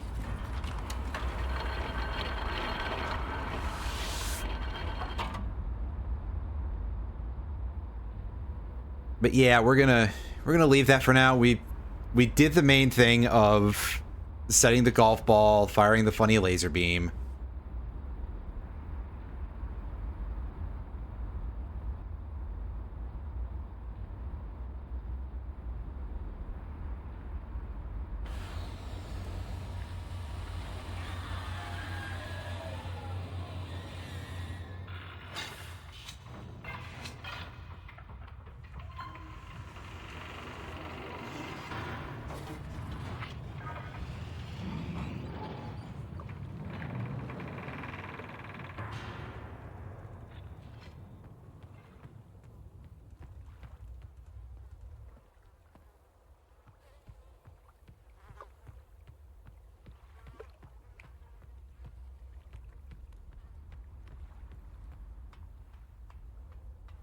Okay, so our apparent solution to this didn't quite work.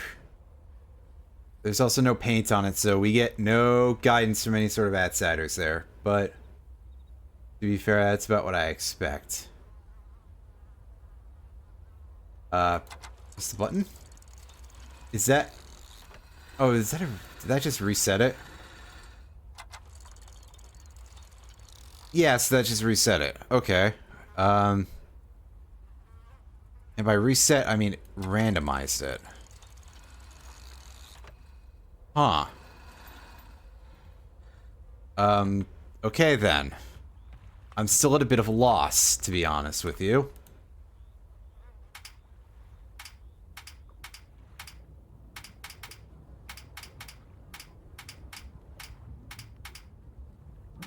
Here we have this weird 5x5 grid. I mean, now that you say that, I could do that, couldn't I? Let me clear everything first, though.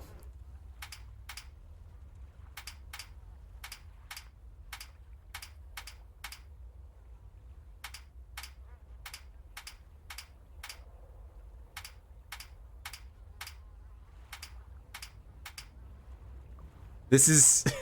That's pretty close to loss for, like, a simple 5x5 grid. I think. God, if something did happen, my head would explode. Like... I wouldn't know what to say after that point. Just... I'd just feel like, I can't believe that loss all this time has secretly been a puzzle for a very old video game that was remade in 2024 for use with VR headsets and PC. Oh, it's also very funny that they haven't had an update recently in the, you know, in 2025 to add ray tracing to this version of thing. You know, ray tracing, it's a game from 1997, dude. I mean, it's using updated visuals and all, but, like... I don't need that. Also, I feel that ray tracing is one of those things, it's, like, gigantically overrated. Like, not necessarily without value, but not nearly as much as all these developers really want you to believe, and, like... Also, for that, you need a absolute baller of a graphics card, and quite frankly, you don't even need that level of, like... Okay, listen, I think that games don't need to look as, like, high-end graphics as they do. They need to go back to the way things looked in, like, the 90s and 2000s. It was good enough for us back then, and it'll be good enough for us now, and goddammit, for any theoretical future generations as well. Future generations becoming increasingly theoretical as time goes on, but yeah, computers could do ray tracing graphics like back in the 90s. You know, they couldn't really do it in real time. I wouldn't trust a 90s computer. I wouldn't trust an Amiga to, like, real-time render anything that's ray traced. But there are games from, like, 1990 or so on the Amiga that have intros that are ray traced, and they were done on an Amiga. So you think about that, and you probably suddenly go a little bit like, wow, that's a lot less impressive than it sounds. But also, let's be honest, we exist in a period now where companies aren't really interested in making good games, they just want to make money, right? At least publishers. I mean, there's also, like, people who actually create games, you know, actual developers and stuff like that. Like, I'm sure the guys who made Clair Obscur were making a good game, although I've already said before that turn-based RPGs where you do things on those turns are like, you know, that's something we don't need anywhere near as many of. We already had Super Mario RPG, we basically no longer need it. And so yeah, I'm sure that they're like a real game developer Oh god, that thing sounds horrifying down there. I'm assuming it's down there, but, yeah, my point here is that the people who are actually making money off of video games, which is not people whose names you really know, BT dubs, are really just interested in making more money. Who could imagine that? Because it's all the corpos and all the suits and all the fucking publishers and people like that.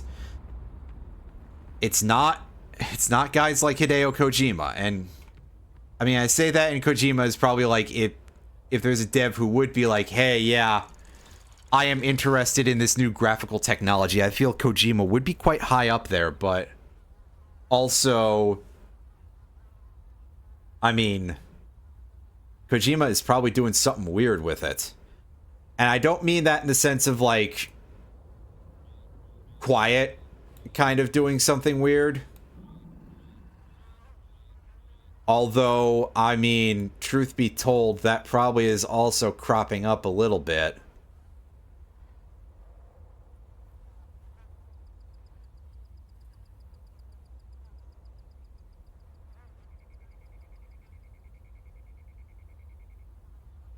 It is Kojima, and he has fetishes, but,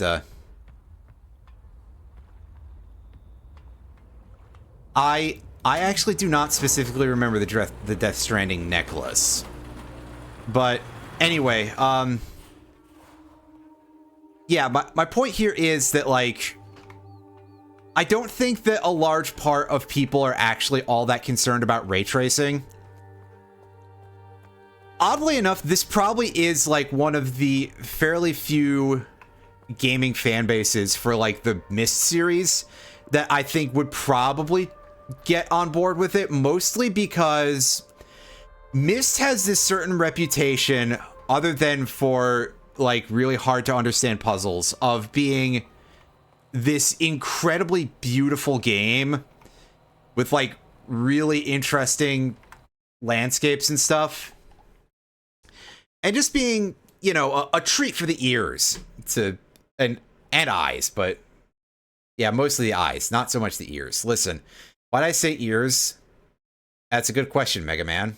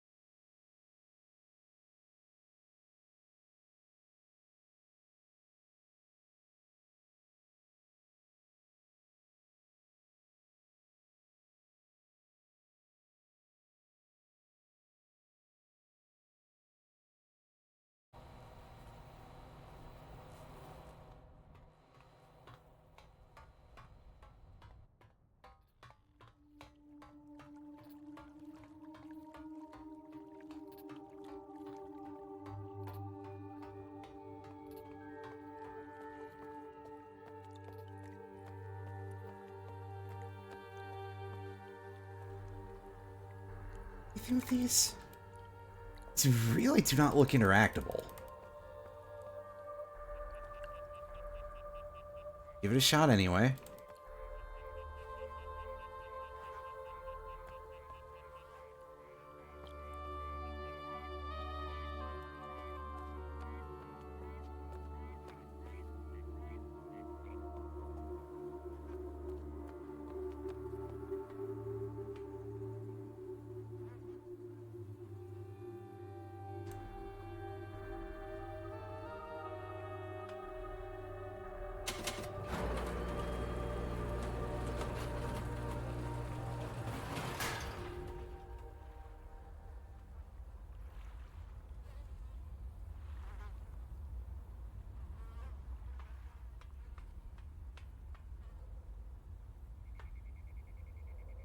Oh god, I literally do not remember having heard about this at all, dude.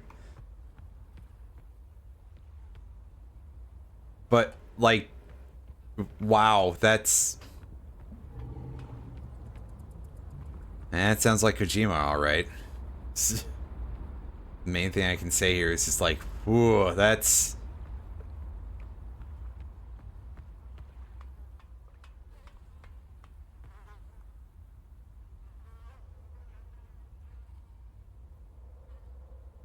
See, like, these are set up in accordance with this, and that's the best possible, anything I can think of as a solution there.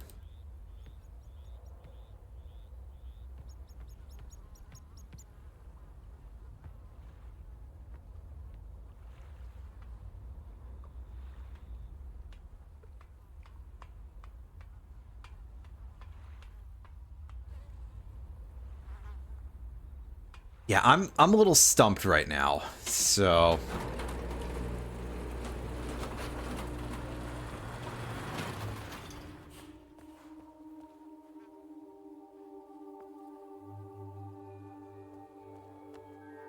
So, yeah. But, yeah, I mean, truth be told, even in a case where it's like, oh yeah, I could see people who like this game actually kind of lighting it up a little bit for ray tracing.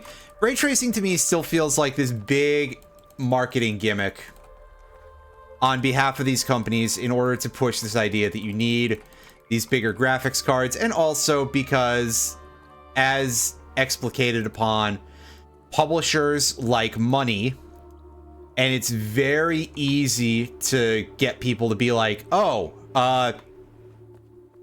this thing that looks cool. You know, no real attachment to quality necessary, just does this look cool? Because that's almost a little bit easier for some folks than anything to do with anything that would require thought.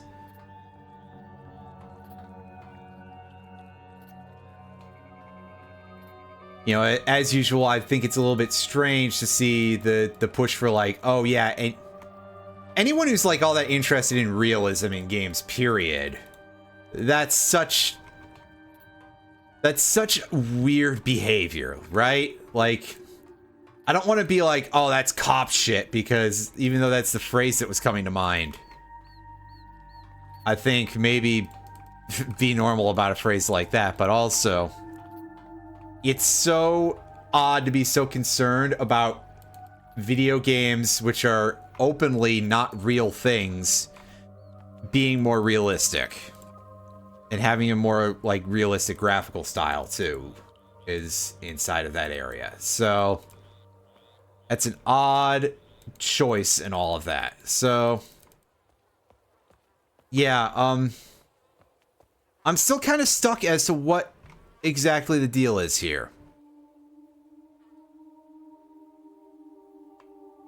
Like, it does look like those things have little nublets on the end of them that you could do something with.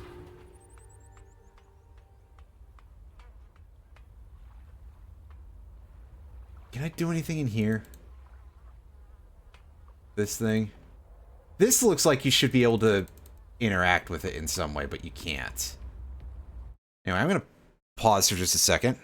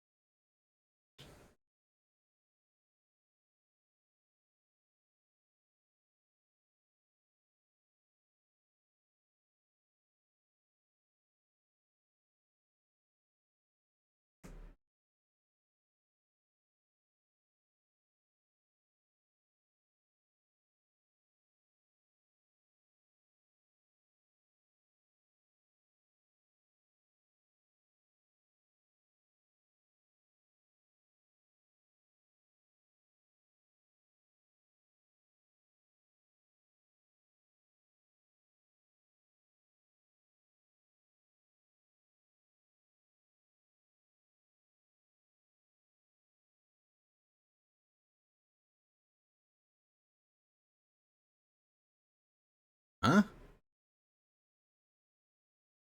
I actually stopped for a second to... I will admit that I'm actually, like, reading one of the things here that I have some resources on this, and I'm just like... I'm confused now because...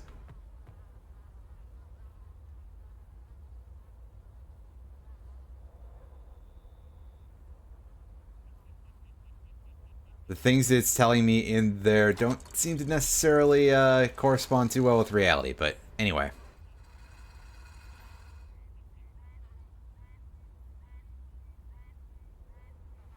You want realism so bad, go outside. Yeah, exactly. That's sort of what I'm saying, is if you want realism that badly, go fuck outside, man. But also, more to the point here.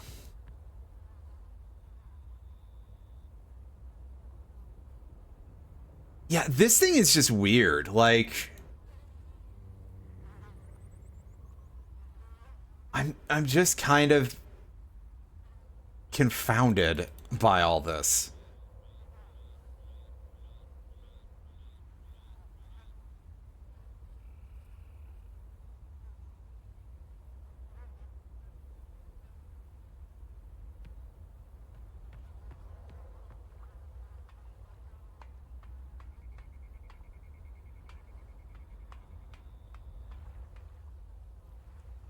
So what if I try doing a shape like that and just...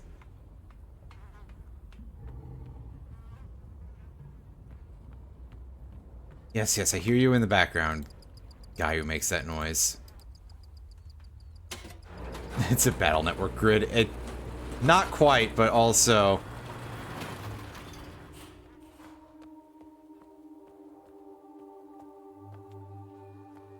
yeah, see... and with regard to the idea of, like weird tourists and wanting realism in games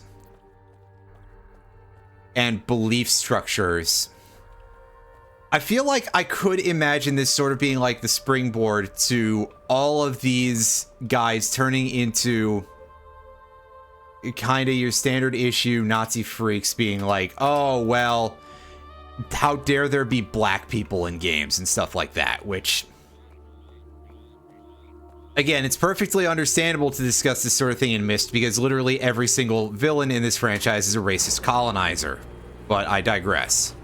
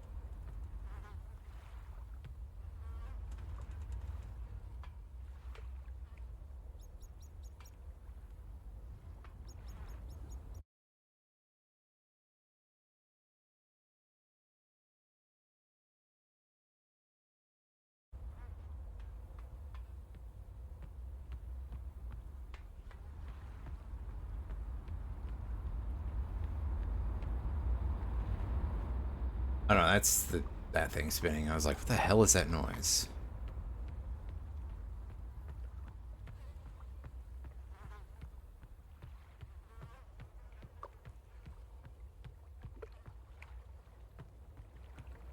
I'm gonna try going back to Gehn's lab for a second here and see if I missed anything. Uh-oh, back to the lab again. That was briefly popular in a group of, like, semi-local fighting game people that I know of, which was some, like, stupid Cartoon Network thing where it was Dexter from Dexter's Lab and some goofy song. Well, hey, welcome to the internet, just randomly exposing you to weird, nostalgic things from eons ago. Which is wild to think about because, like, unfortunately, most of the dudes that I know locally are a lot younger than me. So it's also like, the fuck do you mean you folks remember Dexter's Laboratory, right?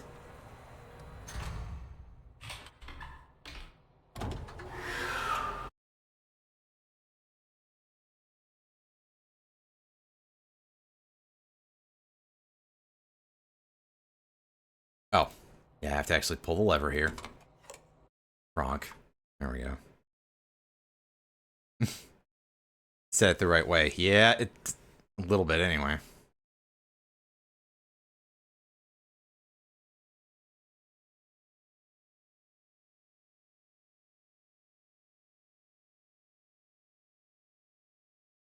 Yeah, sorry. That's because I was tabbed out.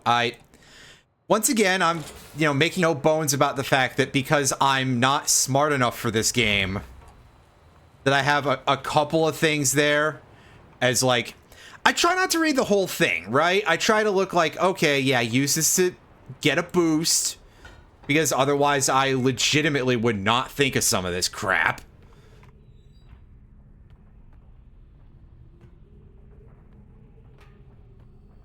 Anyway, the claim was that there was something in here, so that is actually part of why I'm doing this.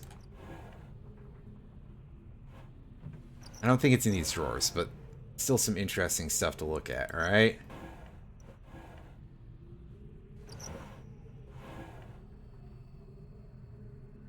This feels like something. I'm going to screenshot that because it's a grid pattern. I mean, it's not quite as like straightforward as a lot of that stuff would be, but still. These look like they are parts of a sort of printing press kind of thing. Over here is Gehn's bench vise.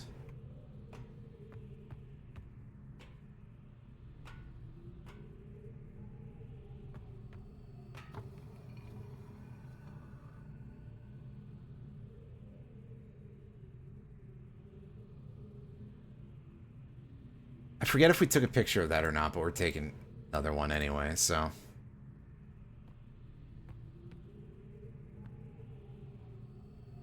That's for that thing. It doesn't activate anymore. This frog. Here's this thing. The journal.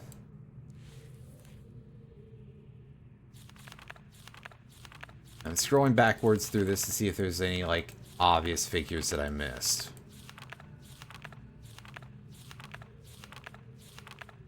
Well, look, there's been a lot of, like, grid patterns, and again, I've heard about a certain puzzle later in this game that revolves around a fairly large grid that has acquired a certain type of... Got their fucking motorcycle outside. It's making a... I just suddenly heard some guy's motorcycle going, and it's like...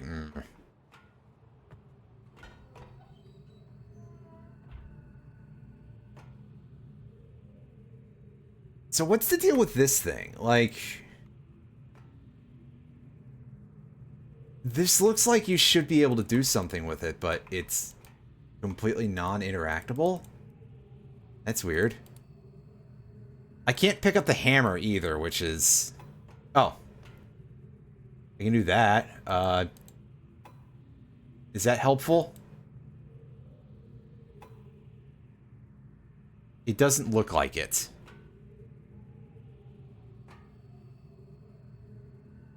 It's reactivated this weird lamp thing.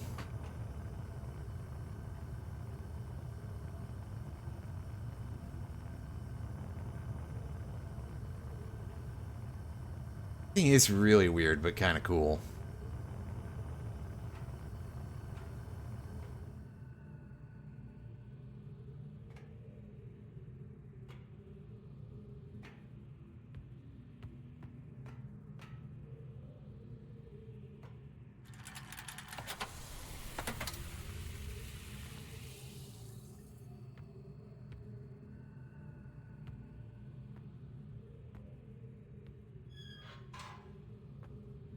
Can we do anything with this? I can do that. Oh, is this like a garbage chute? It kind of makes sense, but...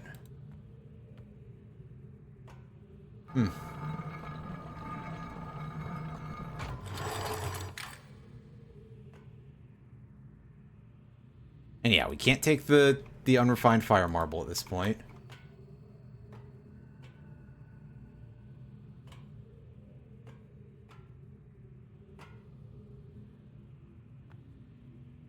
Yeah, so I think we are actually just kind of... The dude who got boiled. I mean, at this point, it is possible. But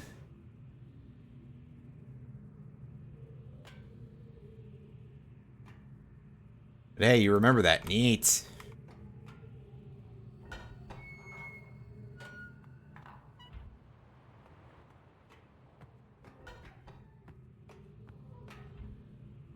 Ingrations, you remembered a thing of mist lore for some reason. I mean, I guess ultimately, why not, right? But what a surprising thing, because you're not the one with the kind of investment in this that I have, right? Because, yeah. I feel like I should be able to do something with this weird fruit.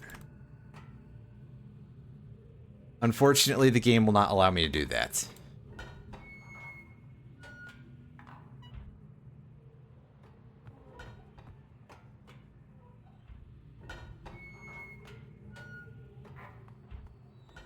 Oh well.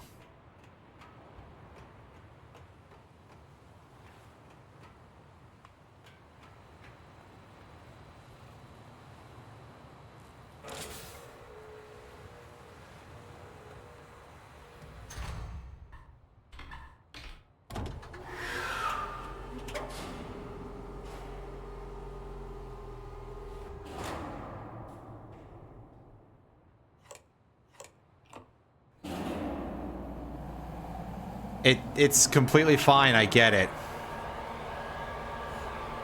So back over to Survey Island and see if I can survey it a little bit and be a little less stupid about this. The answer is probably no, but...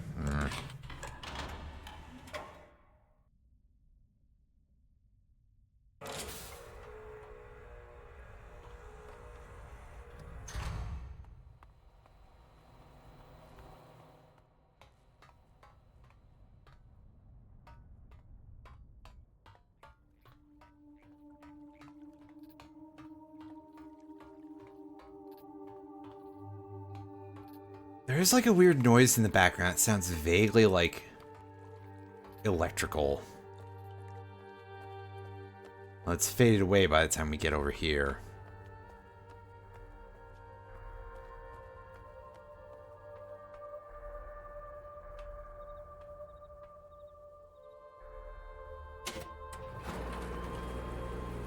Don't worry about... yeah. I mean, I'm kind of not, so...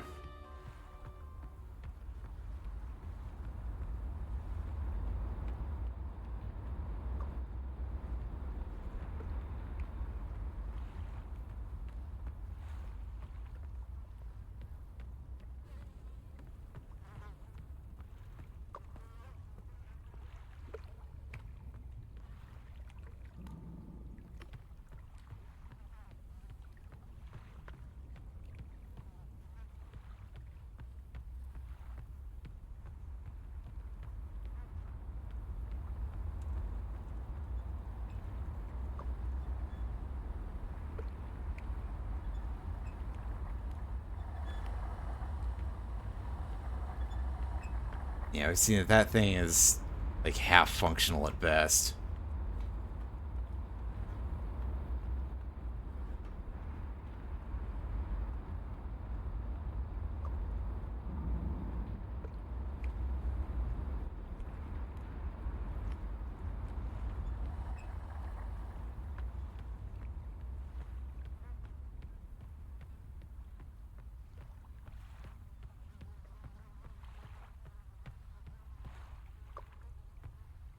Yeah, I keep thinking that if I, like, look over this again, that I will see something.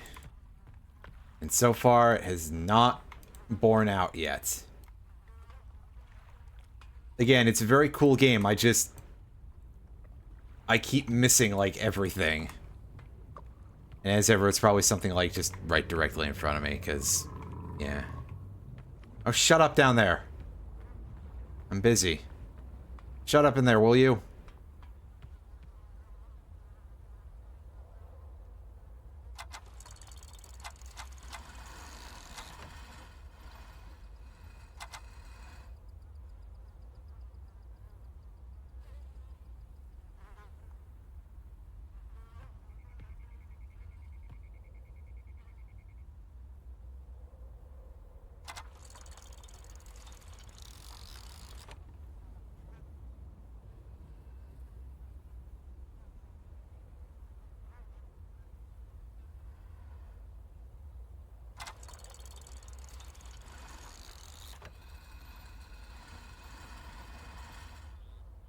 Yeah, that's not working.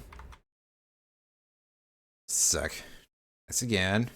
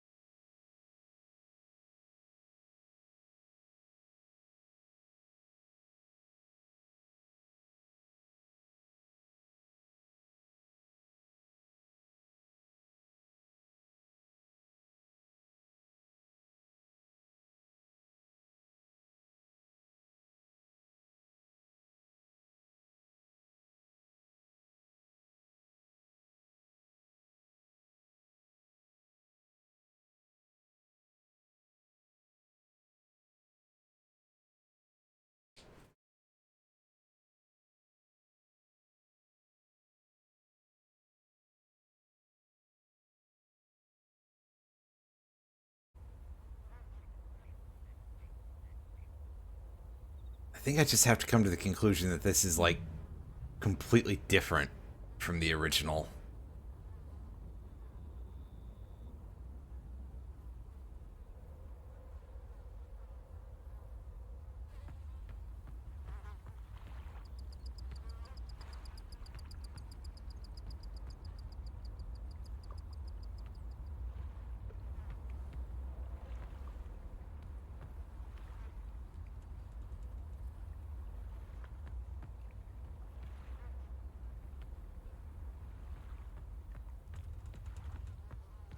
So I think what I'm going to try to do is I'm going to try to go use the weird...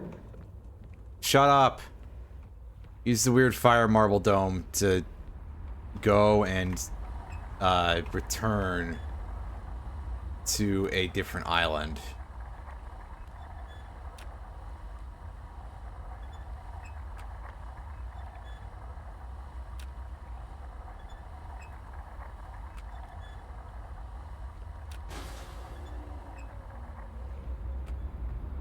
And of course, we're doing it on the one that's, like, completely broken, so... Yeah, enjoy this cutscene we've seen, like, multiple times already.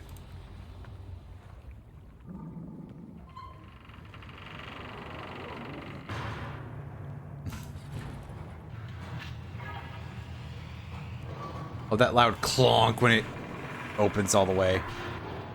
As, of course, the rest is completely terrifying, because, yeah.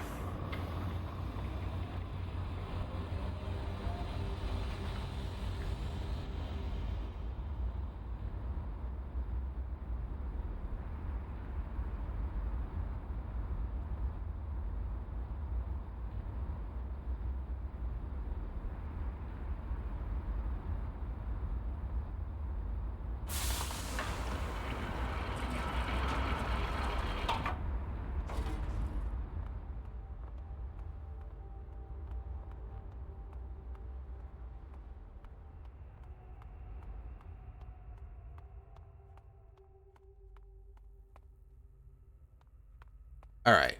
So...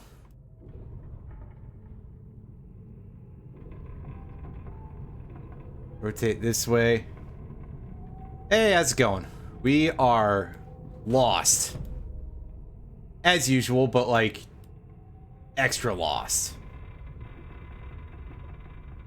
Rotate.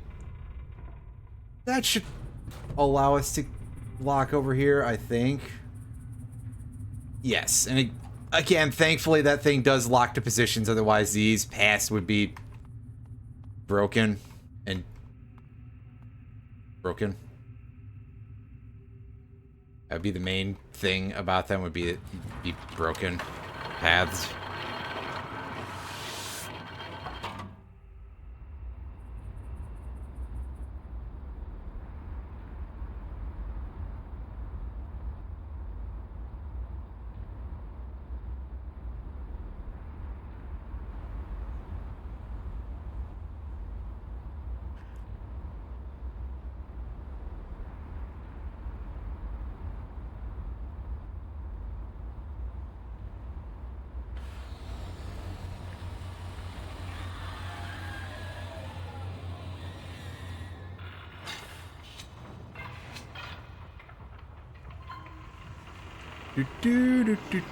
Okay, so we're back on the main island.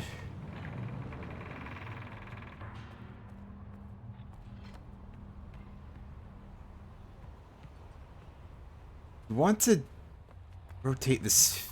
We want to enter the gold sphere. We have to, like, turn it from here, right?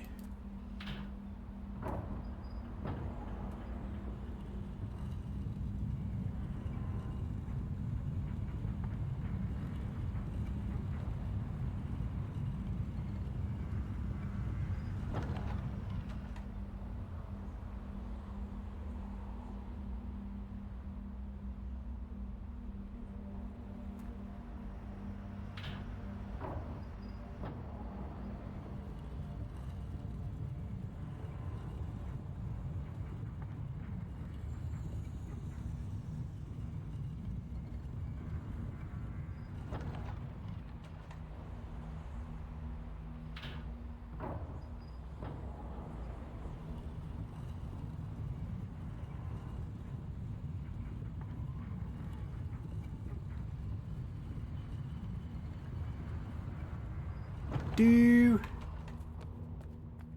this is the correct... No, this is the steam pipe. I am not sure. Okay, so gold dome.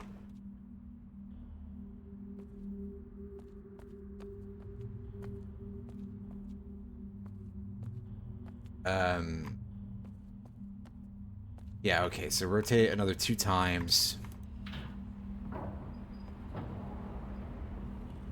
And then basically get out and rotate it another 2 times. God, I wish this went a little faster, but... You know, I understand atmosphere and everything like that, but...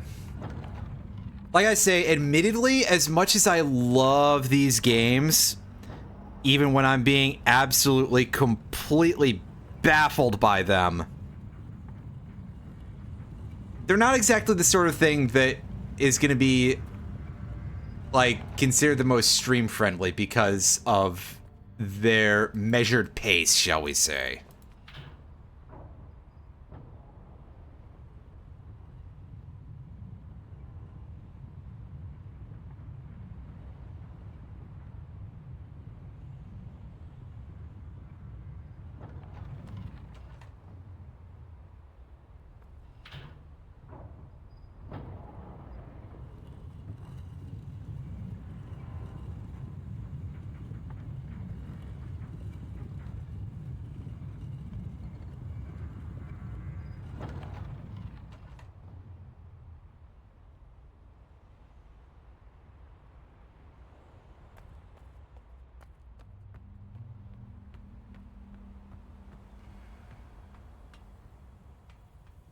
Okay, yeah, so...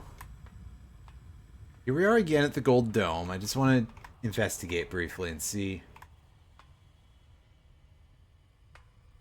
So wait, what's the deal with this? I know, what's the deal? Because a couple of these have... Oh, I see, it's because they have, like, energized marbles. Is that... I gotcha, so that's telling me how much progress I've done here.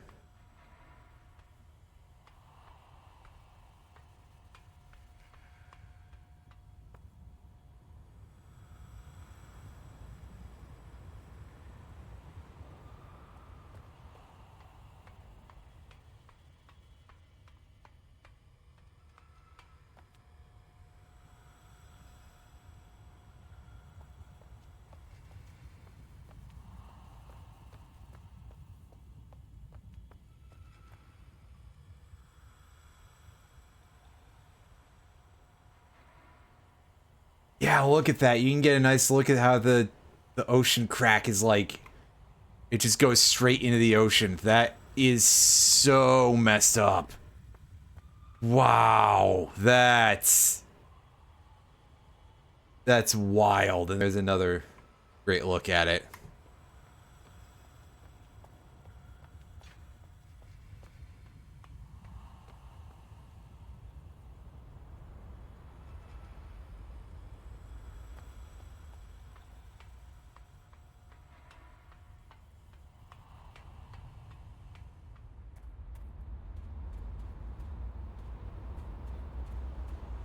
Look over here. This is where the... Yeah, this is where the weird chair thing is.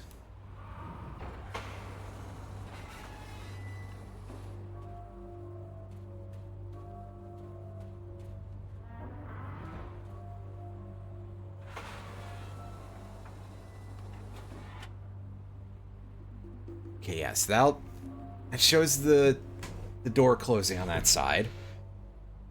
So these are like actual viewers. I see, like camera perspectives, and this will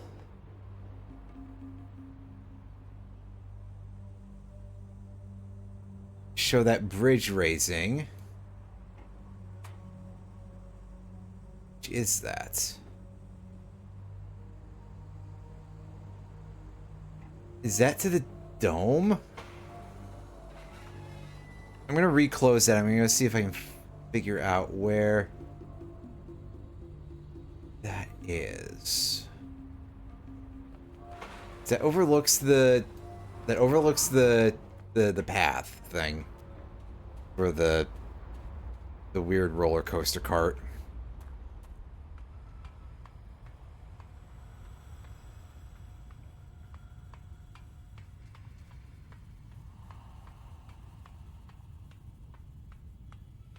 This, I fully admit, this is like the slowest sprint that anybody's ever seen. So I'm gonna see if I can see where that is, because... Yeah, okay, taking out that bridge was done from there, right? So that wouldn't be it.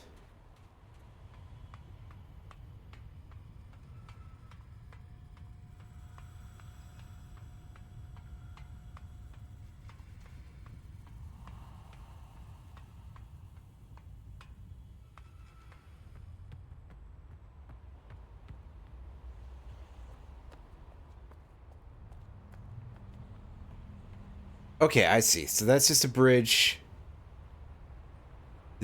Okay, yeah, it's the one there. But that's kind of funny because that has been open the entire game, like, since we started.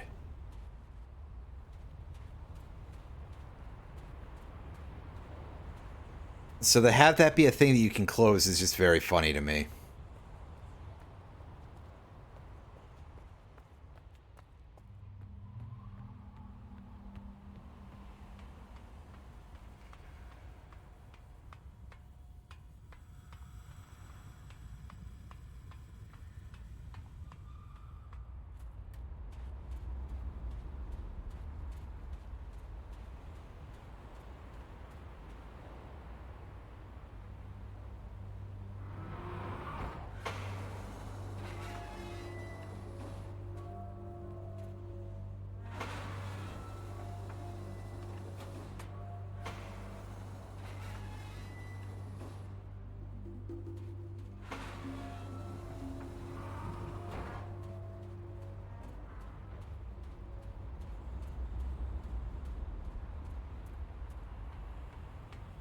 I wish I could figure out what I'm, like, not properly seeing.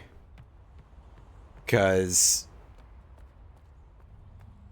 it's got to be something, and it's making me feel real silly. And I don't particularly need the help with that.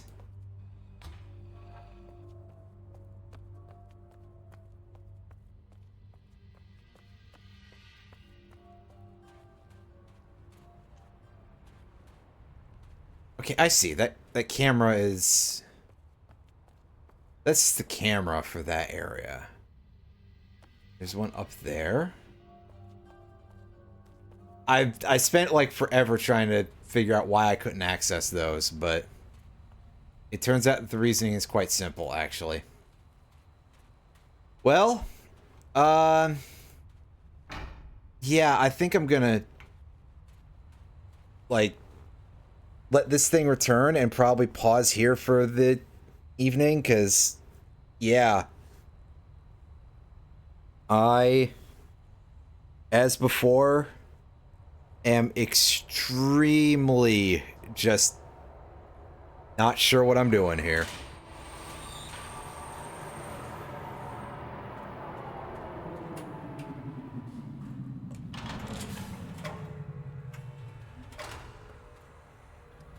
But we'll at least get in this before we save. What do you mean I can't save? Huh? Is it because there hasn't been anything to save recently? I know I haven't made progress, but yeesh.